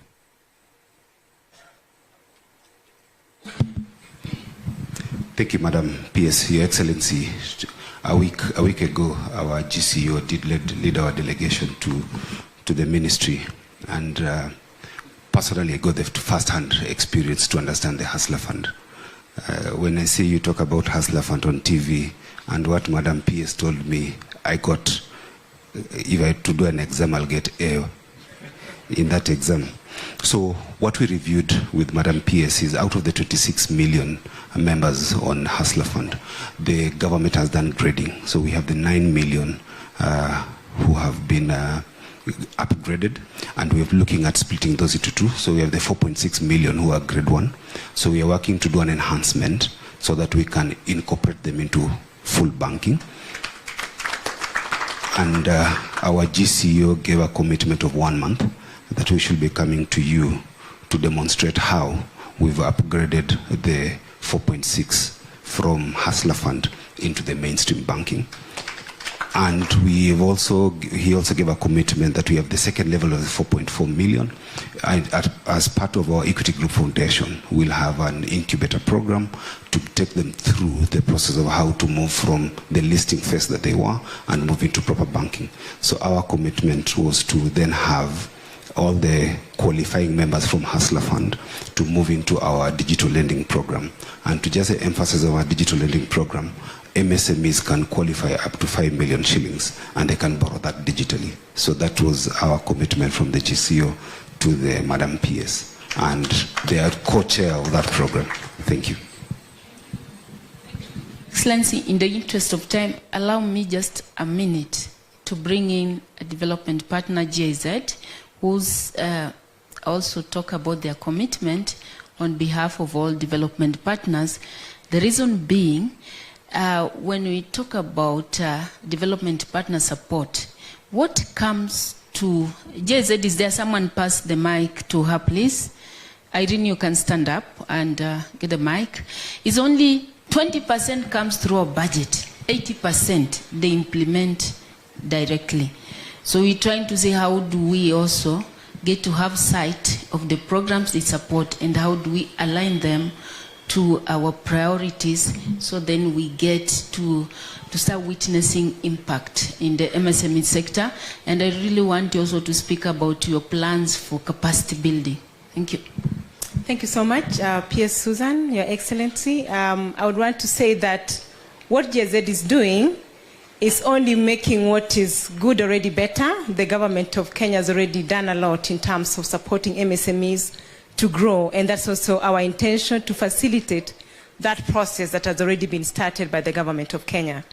So broadly from the development partner side, we are looking at the pain points of MSMEs. What are the key pain points? One of them is financing, which has already been discussed extensively. For sure, a lot can be done by the government. A lot has been done by the government. And what the development partners will do is basically provide some facilitation in terms, for example, there before, when there was the issue of the credit guarantee schemes, you'd find the likes of World Bank, KfW coming in to support government to move further that process, and also have in place policies that will really support that space. When it comes to markets, yeah, and PS Regina has mentioned a lot that the government is doing in terms of that. But we know business all ends at trade. If you show me the market, then as an SME, I'm able to work towards meeting the needs of that market. And what GIZ is doing and other development partners is supporting the Kenyan MSMEs through the government of Kenya to exploit markets, both internal and external, in the region and also in other countries like US and also in Europe. PS Susan, if I was to talk about also the bit about capacity development, I'll delve deeper into it when I'm talking about what GIZ does. Again, ILO has already said what they do, and also GIZ and others are also working in that space, but I'll talk more about that. And maybe a fourth one, if you look at our SMEs, there's also the bit about innovation.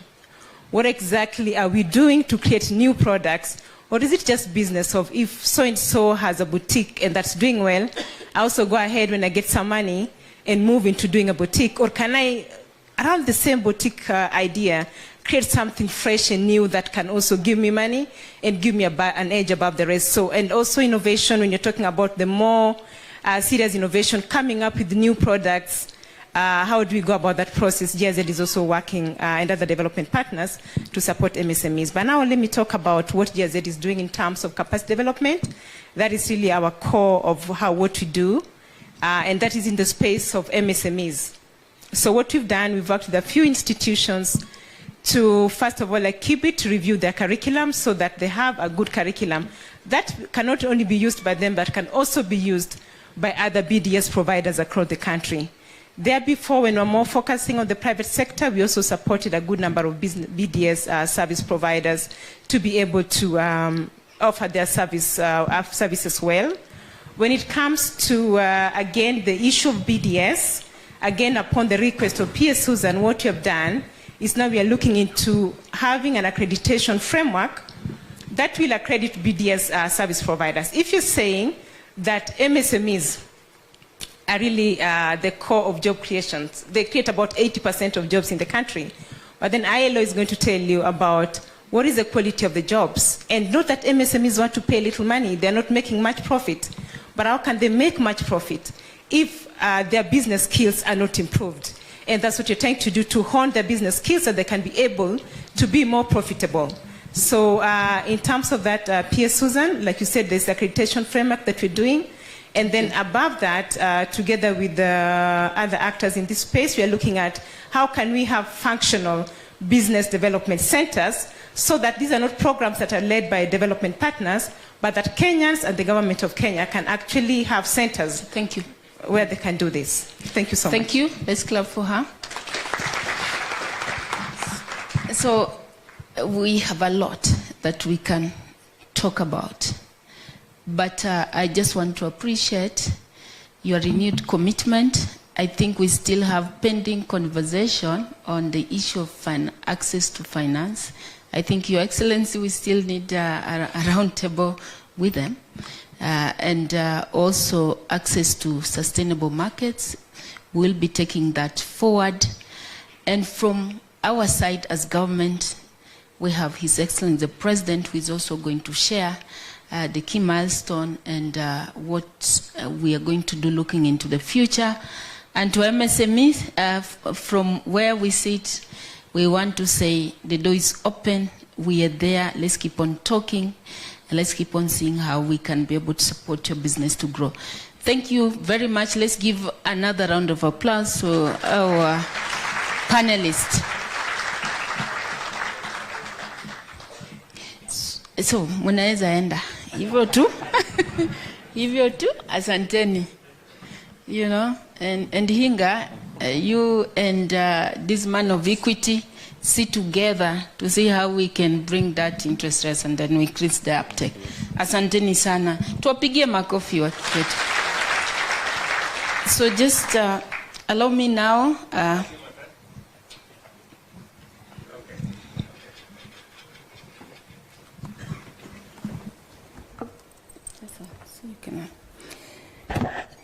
So now we want to get into the second part of this event. As we keep celebrating you, I say today we will also be launching the new growth strategic plan, a master plan for the sector of MSME. Your Excellency, with your permission, if I don't acknowledge certain people in this room, then my life will be at risk. The CEOs just stand up. This gentleman, and I think there was a lady. So we have a CEO for Uwezo Fund. Mpigieni makofi. These people have money, by the way. They have money. You meet them outside there in the corridor. Talk to them. They'll tell you how to get money. Sit down. Then we have the Director General for Micro Small Enterprise Authority, Henry Rida. For the young people, I've heard about ile 50,000 tunapatia vijana ya kufanya biashara. Huyo ndiye amebeba hiyo pesa. Atawaambia huko nje jinsi ya kuwapatia finje hiyo 1,000 ya kufanya biashara. 50,000. And then we have the Acting Managing Director of Kenya Industrial Estate, who's been supporting our industries to grow, especially the cottage industries, Charles Mativo, makofi kwake. I have Secretary for MSME, Mohamed Doyo, just stand up wa applaud. At least niko na mfanyikazi kidogo. The boards of our various boards, just stand up, want to acknowledge you. Just stand up so that we can clap for you. Okay, we have the board of Uwezo Fund, the board of KI, the board of MSEA, the board of Hustler Fund. Iko wapi? Muko. Walikuwa nasema Hustler Fund haina board, ni kwa simu tu, si muko? Sawa, makofi kwenyu. And of course the various chairs of the board, I say thank you for coming and for making this day become this much outstanding. I'm so happy mimi ni mama yenu wa Hustler, mimi ndio nawashikia huko. So allow me to invite waziri wetu Waziri Wycliffe Ambecha Oparanya akuje pia. He will invite His Excellency the President, and then we'll pick it up from there. Asante, makofi kwake.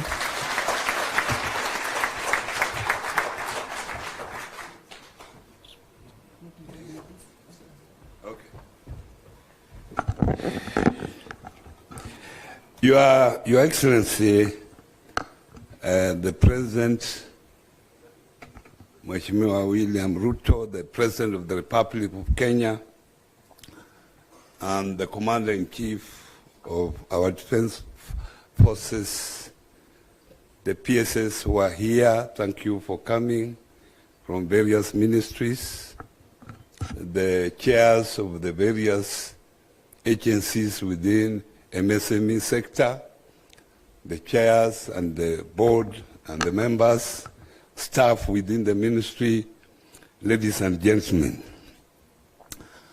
First of all, let me appreciate you, Your Excellency, for sparing time to come to be with us this very important day of the World Micro, Small and Medium Enterprises Day 2025. We know you are a busy person, but you have accepted to be here. It shows how focused you are on this particular sector, because this is the only sector that is going to create jobs, decent jobs for our people, and create wealth for our people. Your Excellency, you remember when you were out there moving around, one of the major problems that you saw when you talked to those entrepreneurs was actually finance. Finance has been a major problem. And as you have said, this is the work of the private sector. Private sector, in one way or another, they are trying. Sometimes they announce they have this support, and it takes time for us to see that particular support. But we are happy that through your intervention, we have Kenya Industrial Estate. It has done very well in areas of manufacturing. And that particular institution agency, Your Excellency, we need support, because they are operating on a turnover of 3 billion only. For a country like this, we need more support in that. I know there are other funds like WESO Fund, Women Fund, Youth Fund, which support groups, because these groups cannot go to the bank. If a bank manager heard that a group is out there waiting for me, he will wonder, are they lost? Because they will not be listened to. But you have been able to support these particular funds, and I'm happy that now the government is committed in bringing together these funds so that we have a robust financial system that can support this particular sector. And also, you bringing up the issue of credit guarantee to de-risk these small businesses, so that also the banks can now lend to them, because they will be sure that there is at least a guarantee to some level. Their money is guaranteed. And also the Hustler Fund. Hustler Fund, for information, Your Excellency, has done very well. You remember very well, I was one of the persons when I was the other side, saying that Musilipe Hustler Fund, how can you borrow 100 shillings? When I came in, I realized how important it was, because I encountered one youth who told me, actually, these 100 shillings I borrow for my lunch, nikiwa kwa mjengo. When it is in the evening I'm paid, I pay back. I'm paid 500 shillings, I pay back the 100 shillings, and then now I'm able to use the 400 for other things. So I realized this is a good idea that you came up with, and will also require more funding within the Hustler Fund. And the fact that the bridging loan now is doing very well, you have a credit limit of 150 that you can borrow. Now, as a ministry, when we came in, we have come together as a ministry because this particular sector is big. Out of the 20 million employable Kenyans, 15 of them, 15 million are within this sector. But where are these people?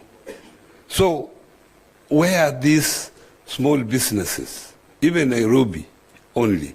So we have come up with MSME Connect, which, Your Excellency, we launched on 14th March, so that as a government, we create a platform where all stakeholders within this sector, there are over 30, where I chair that particular committee, they are able to bring their problems, so that as a government, we know what is their problem, in which area do we focus on to create an enabling environment for them.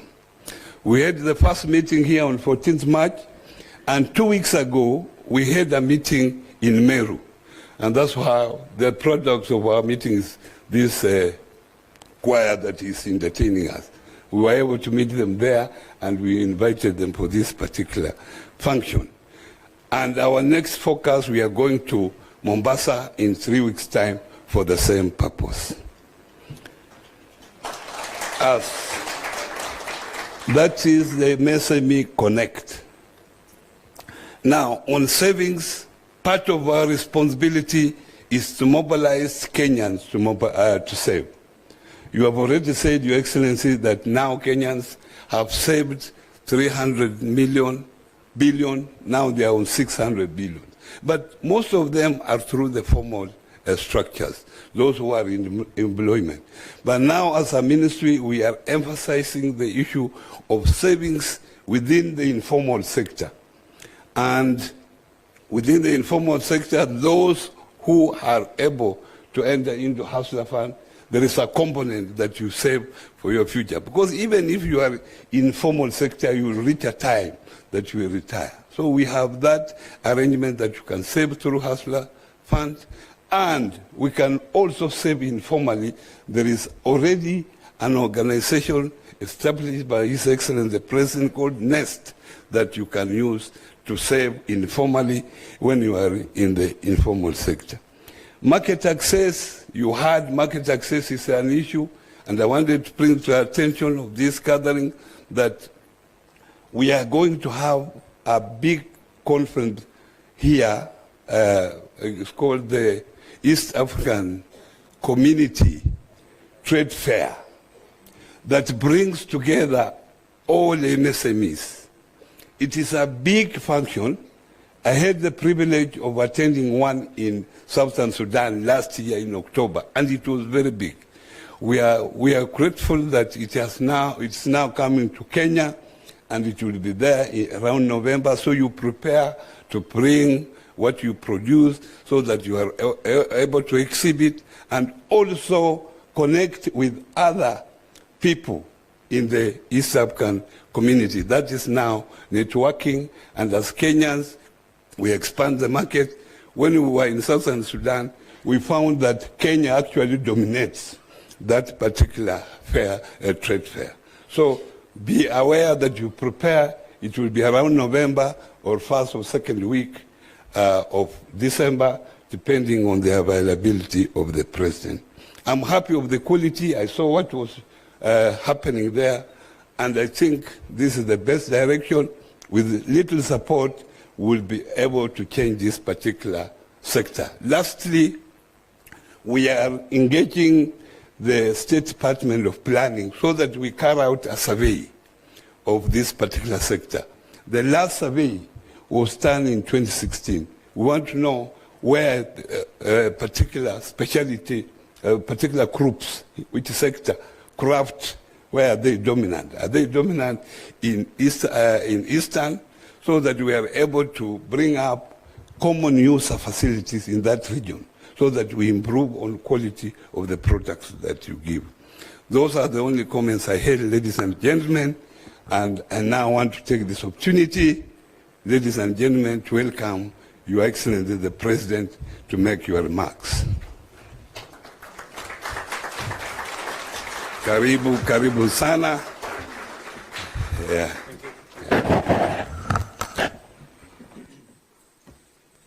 Thank you very much, Waziri. Please, let's take our seats. Asanteni sana.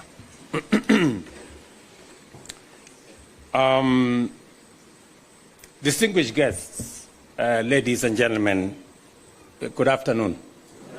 Hamjambo. No one among us here can doubt that the MSME sector is the lifeline of our economy. While the formal sector has remained relatively stable over the past 3 decades, providing employment to about 3 million Kenyans, I think now about 3.5, the informal sector has grown in leaps and bounds, now providing livelihoods to more than 17 million Kenyans, including my friend there, Kevin. And the sector today contributes about 40% of our GDP. As government, we recognize the immense potential of MSMEs to generate jobs, provide livelihoods, and sustain our citizens.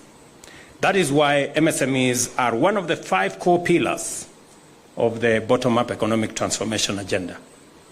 It is for this reason that we established the State Department of MSME Development for the first time in our republic. It coordinates efforts and anchors a robust MSME ecosystem to promote growth and development. And I'm very proud of my appointment of Susan Mangeni to be the first PS. She comes with the requisite passion and commitment to this sector. Every other morning I find a message on my phone on what is going on in that sector. And I am forced to read. Sometimes I reply, sometimes I let pass. In our plan, we committed to end the criminalization of work by making trading licenses and the provision of trading spaces an entitlement to every citizen who applies. Today, this commitment has been mainstreamed, with county governments working to harmonize licenses and moving towards a single permit regime. It is not perfect, but it is work in progress. Apart from making sure that we decriminalize the space around doing business, especially for micro and small enterprises, we've made it also easier for those who want to register their businesses. It used to be a long process. Today, from the comfort of your phone, you can register your business with just 1,000 shillings. And going forward, we're going to make it even easier for those of you who want to register limited liability companies. Ladies and gentlemen, we are also building modern markets through our affordable housing program, fully equipped with cold storage facilities across Kenya, with ICT hubs, and with facilities for trading for micro and small enterprises. Our goal is to construct at least 2 markets in every constituency, providing not only decent trading spaces, but also facilities to reduce wastage, especially of perishable goods. Already 280 markets are ongoing, some completed, some nearing completion, and I want to commend the State Department for Housing for undertaking this exercise. And of course, the Board of Housing for supporting it. For MSMEs in the manufacturing sector, we are partnering with the county governments to establish county aggregation and industrial parks in every county. These parks will offer shared manufacturing facilities for value addition. By August this year, 13 KICCs, or county aggregation and industrial parks, will be completed and ready for operationalization. Why are we doing county aggregation and industrial parks? I just listened to a presentation by one businesswoman who said she operates out of Karioko. And she does business with KICC because in KICC they have common user facilities to deal with matters leather. KICC is very far from Bungoma or Kwale or the rest of the places. So what are we doing? To be able to enhance infrastructure available for manufacturers in the MSME sector, and recognizing that micro and small enterprises may not have the money to buy equipment on their own. It becomes necessary for us to build county aggregation industrial parks, equip them with the equipment the MSMEs require, and work with them so that they can use those facilities, common user facilities, to build their businesses and to expand their trade. And therefore, I'm asking those of you who are in this sector to begin to appropriate the space around county aggregation industrial parks. Those are your spaces. You will use those spaces, you will use the equipment in there. We are going to equip those facilities, but you're going to be the end users and you will be the end managers of those facilities. We are also committed to reviewing our policy and regulatory framework to make it easier to start and run business in Kenya. Today, we have reviewed our MSME policies to support business growth nationally. And I want to thank GIZ for the support they've given us in that space so that we can have what PS is saying, a master plan of the entire space around micro, small, and medium enterprises. The revised MSME policy integrates government priorities, including the value chain approach and cluster development. It now also includes medium enterprises to support the growth of transition from micro to small and medium enterprises, a gap that existed in the 2020 MSME policy. The government's digitization agenda has enabled the onboarding of over 20,000 government services onto the e-citizen platform, creating a true one-stop shop. This has significantly reduced business registration costs, as I said, to 1,000 shillings. This process can be initiated and completed from the comfort of your home, while the integration of e-procurement has made it even easier to do business with government. As I did commit to the country that we are going to transition to e-procurement. All government tenders will now be available to all people who want to participate online from 1st of next month. And every other process in that ecosystem, including who gets evaluated, who eventually wins the tender, for how much, is going to be available on the e-platform so that we avoid government paying for products and services more than what the market, what costs in the market. We committed to unlock access to affordable credit at those at the bottom of the economic pyramid through the Hustler Fund and in partnership with the private sector, banks and telecom companies. We have given opportunities to affordable credit to 26 million Kenyans. To date, the Hustler Fund has disbursed 71 billion and mobilized nearly 5 billion in savings. And why is this important? I know Waziri Oparanya has said we need to repay our loans. But also, apart from repaying our loans, we have given 26 million Kenyans to have a credit history. Even if you don't pay, at least we have a history that you don't pay. It is still good enough, you know, for the next person. That this person normally pays, this other one does not pay. So we have at least brought a credit history to everybody. Of the 26 million people, they now have a credit history, which is a good thing. And you know, the positive thing about a credit history is that you can improve it. You know, you may have not a very good credit history today, but you have an opportunity to repair it. You know, tomorrow you can repair it, and progressively, when you see the need to repair it, you will then discover that it is good to have good behavior in borrowing and lending and repaying. And because now we have, count yourself lucky that you may have run away with 100 or 200 or 500 shillings, but you have an opportunity further down the road, to use that borrowing history to improve on your credit rating. There are those who have not paid. Their benefit is they have a credit history. There are those who are paying. About 7 million of them were now working with the banks. And I was very happy to listen to my good friend from Equity Bank, that they're now working at splitting those who are paying, about 7 million of them, into two. And now they are assessing how we can transition these people into formal banking. They can be considered now in the formal banking space, something that was not available to banks in the past.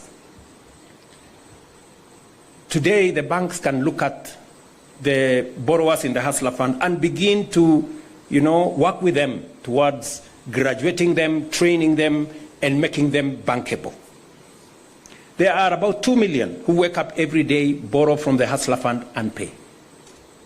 There are those who now have been graduated into the bridge loan. There are people today on the Hustler Fund who borrow 5,000, 10,000, 20,000, up to 150,000 without any collateral. Their collateral is just their good manners of paying and repaying, credit history. And we are slowly changing collateral. And that was the intention of Hustler Fund. We are slowly changing collateral from having a title deed or a logbook to having a credit history upon which you can borrow and you can be lent money. So the choice is yours. You can make whatever choice you want, but now you have an opportunity to choose. At least you have options, right? You have an option to have just a credit history, which is good. You also have an option of borrowing and paying in small amounts. You have an option of graduating yourself to the next level, and you have an option of doing business around that space. The reason why I came up with the Hustler Fund was because I found 7 million Kenyans on credit rating bureaus. We had 7 million Kenyans on CRBs. I don't know whether you remember that. And they could not transact anywhere. They could not transact in any platform because they had been flagged. If you want to go to the bank, they say this man is a bad person. If you want to go anywhere, they say this lady is not good. So we removed 7 million Kenyans from the credit rating bureaus, transitioned them to a new platform where you are not condemned, but you are given a chance to either be a good person or remain around there, but nobody is condemning you. Today, we don't have people who are denied services because they are condemned by credit rating bureaus, except for those who decided to go back. As I said, the innovative 9-band Hustler behavioral credit rating system, crystallized from Hustler Fund experience, is enabling good borrowers to graduate to higher loan limits based on their credit ratings, marking a shift from conventional collateral-based lending, where you needed to have a logbook or a title or something else to be able to be given money. Now, just by having a good credit rating, you can actually access resources. Even as we take stock of these achievements today, we acknowledge that much more remains to be done to unlock the full potential of the MSME sector in creating secure and sustainable jobs for the many young people entering our job market every year. Through initiatives such as the National Youth Opportunities Towards Advancement Nyota program, which supports youth entrepreneurship with capacity building and seed capital, the Kenya Jobs Economic Transformation Program, normally known as KJET, which aims to boost enterprise competitiveness and productivity to generate quality and sustainable jobs for our youth. The government is fully committed to supporting private sector growth. Ladies and gentlemen, even as we celebrate our MSMEs today, we must confront a painful reality. And I want to express my deepest regret for the loss of lives, looting and wanton destruction, and loss of valuable property belonging to our traders who were deliberately targeted by criminal elements during the protests this week.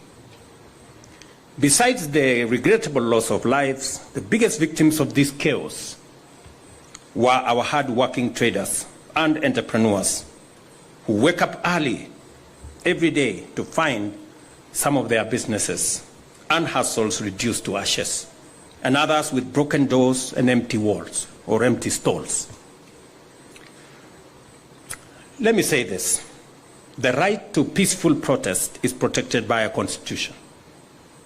We respect and uphold that right.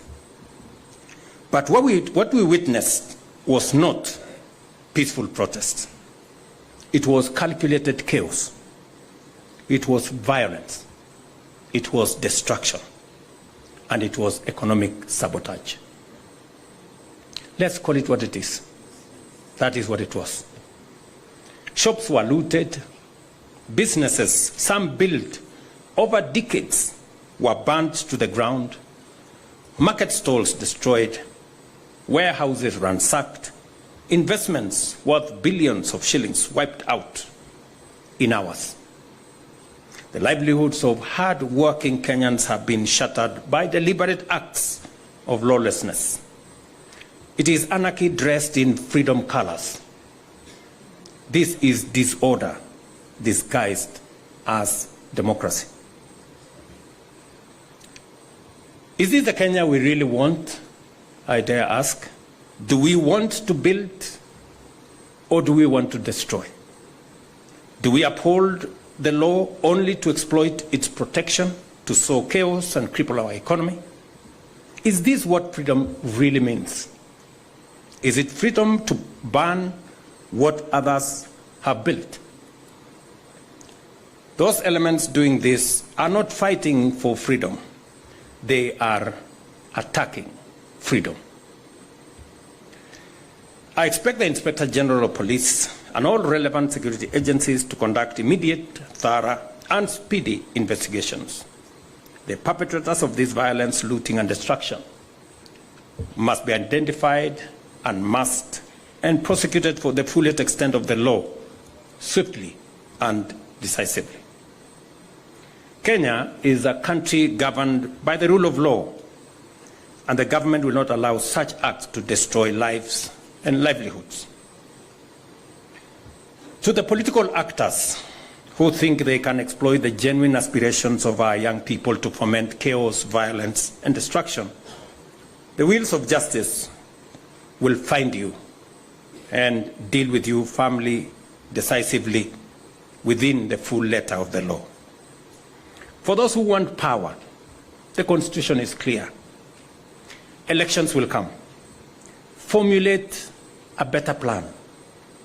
Convince the people of Kenya. Win fairly. That is how change happens in a democracy.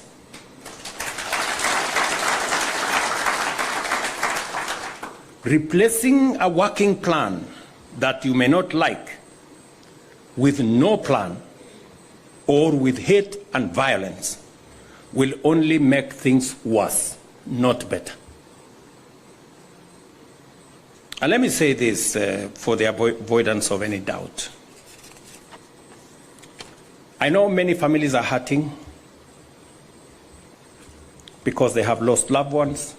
I know many families are hurting because they have lost life savings and done so without reason.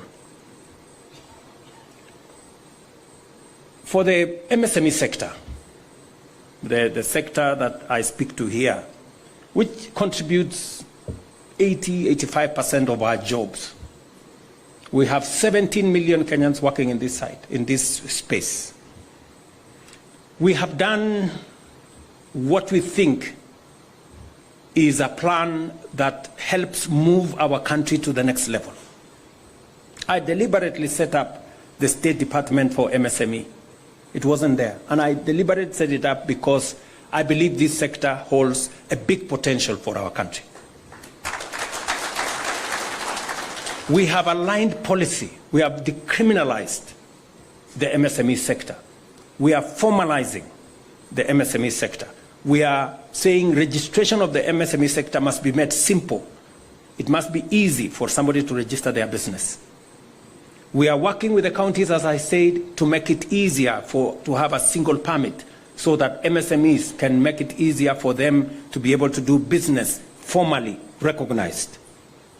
I have said we went out of our way to get many people who were condemned in the CRBs to exit them with a hustler fund, and we're giving them credit at 8%. They were paying 300% per year. We brought it down from 300% per year to 8% per year.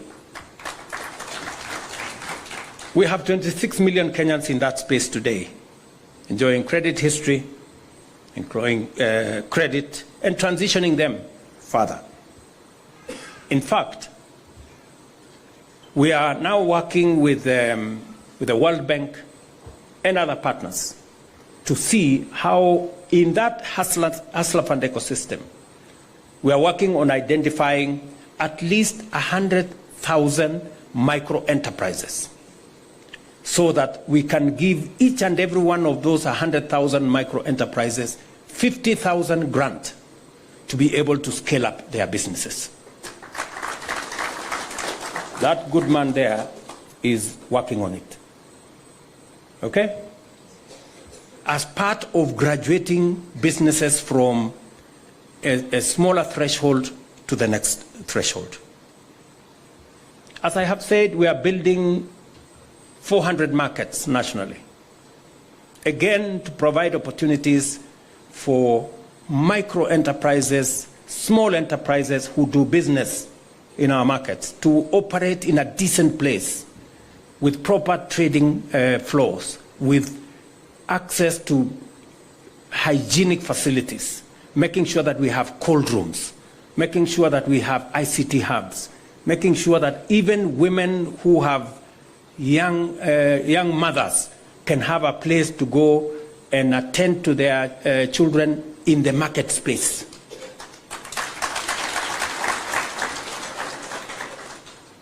We are, as I said, working on common user facilities, county aggregation and industrial parks, recognizing that not every small trader has the money to buy the equipment for them to manufacture the things they want to manufacture. That is why we are consolidating, aggregating in our county aggregation and industrial parks so that we can equip those parks with the necessary equipment so that our micro and small, medium enterprises can carry out their manufacturing in these facilities as they are doing in Karioko here, and be able to improve their products, be able to improve their markets, and be able to access even better markets.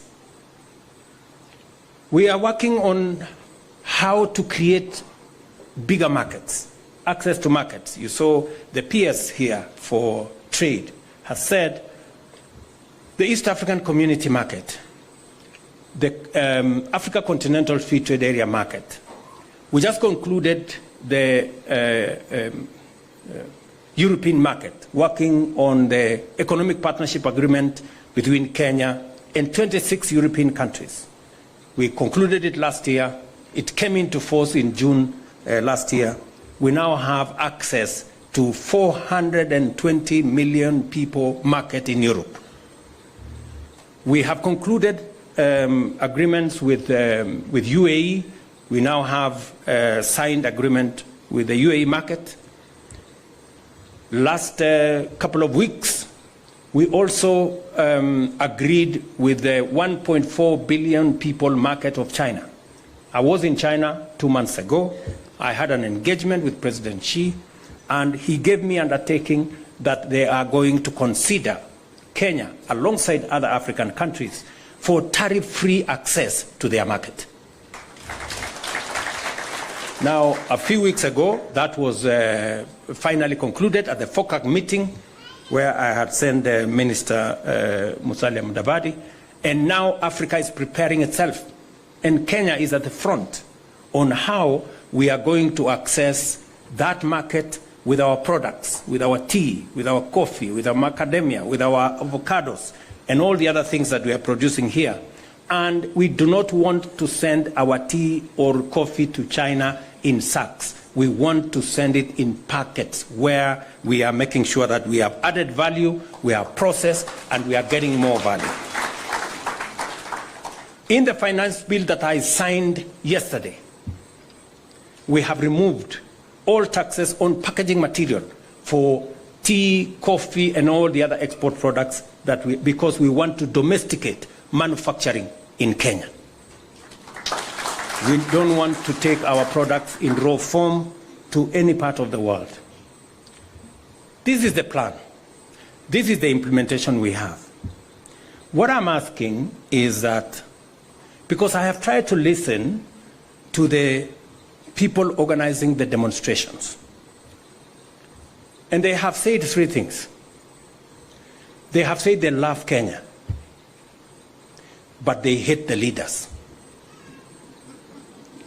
And they have talked something about 1 term. And they have said Ruto must go. Those are the things I have listened to, you know? And therefore, I want to ask them this, because if you truly love Kenya, as you say, don't ban your country.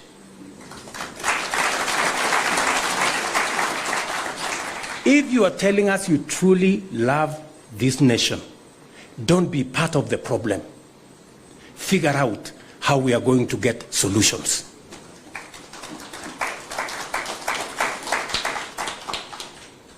If you hate the leaders, I want to tell you, hate brings conflict. Conflict brings violence. Violence is not a solution to unemployment, is not a solution to any of the challenges that Kenya is facing. So, if your strategy is anchored on hate for other people, for leaders, how are you going to provide a solution for our nation? If your protest and demonstration is anchored on hate for others, we must be honest, we must be candid with ourselves as a nation, because what is going on in these streets, people think it is fashionable. Because there, take selfies, post on social media. I want to tell you, if we continue that way, they will finish with the small enterprises in downtown. They will move. They will be in Kileleshwa. They will be in Lavington. They will be in Karen. They will be everywhere. And we shortly will not have a country. I don't know whether that is the direction we want to go. And if it's a question of terms, the Constitution already has sorted out and settled the issue of terms. Terms are limited. You can either be 1 term, you can be 2 term. Maximum. You cannot have more than that. So what is this craze about terms? The Constitution already provides for those terms. So please, let us look for the solutions of our challenges. And solutions cannot be found in terms. Solutions are found in strategy and a plan. And if it is Ruto must go, tell me how you want me to go. Ruto must go. How do I go? Because we have a constitution in place, dear people, right? Yes. If you want Ruto to go, please, my simple advice to you, look for a better plan. Convince the people of Kenya that you have a better plan. This one of mine has created 250,000 jobs in the housing sector. Look for one that creates 500,000. This one of mine, I have brought down the cost of unga from 240 to 160. Look for one that brings it to 50. Violence will not. Anarchy will not. It will not sort out our country. Let us not fool ourselves. So, let's be honest to one another. I have listened to what these people are saying. So, if you want Ruto to go, please, do the honorable thing, you know. Develop a better plan than the one I have. Yes. The one that creates more jobs than the one I have. The one that brings down the cost of living than the one I have. The one that creates more opportunities for the young people of Kenya than the one that exists, you know. Do not tell us that you hate so-and-so. This one must go. That one must have this term or the other. And you have no strategy. I have said, you cannot replace a plan that is working that you don't like with no plan. The only thing you have, you are armed with hate and violence. And then you want us to agree with you? Really? Please. There are very few fools in Kenya. Persuade us. If you persuade us, you know, I can also go and concentrate on farming and help in food security. You know, if you have a better plan, but don't burn the country for heaven's sake. We don't have another country.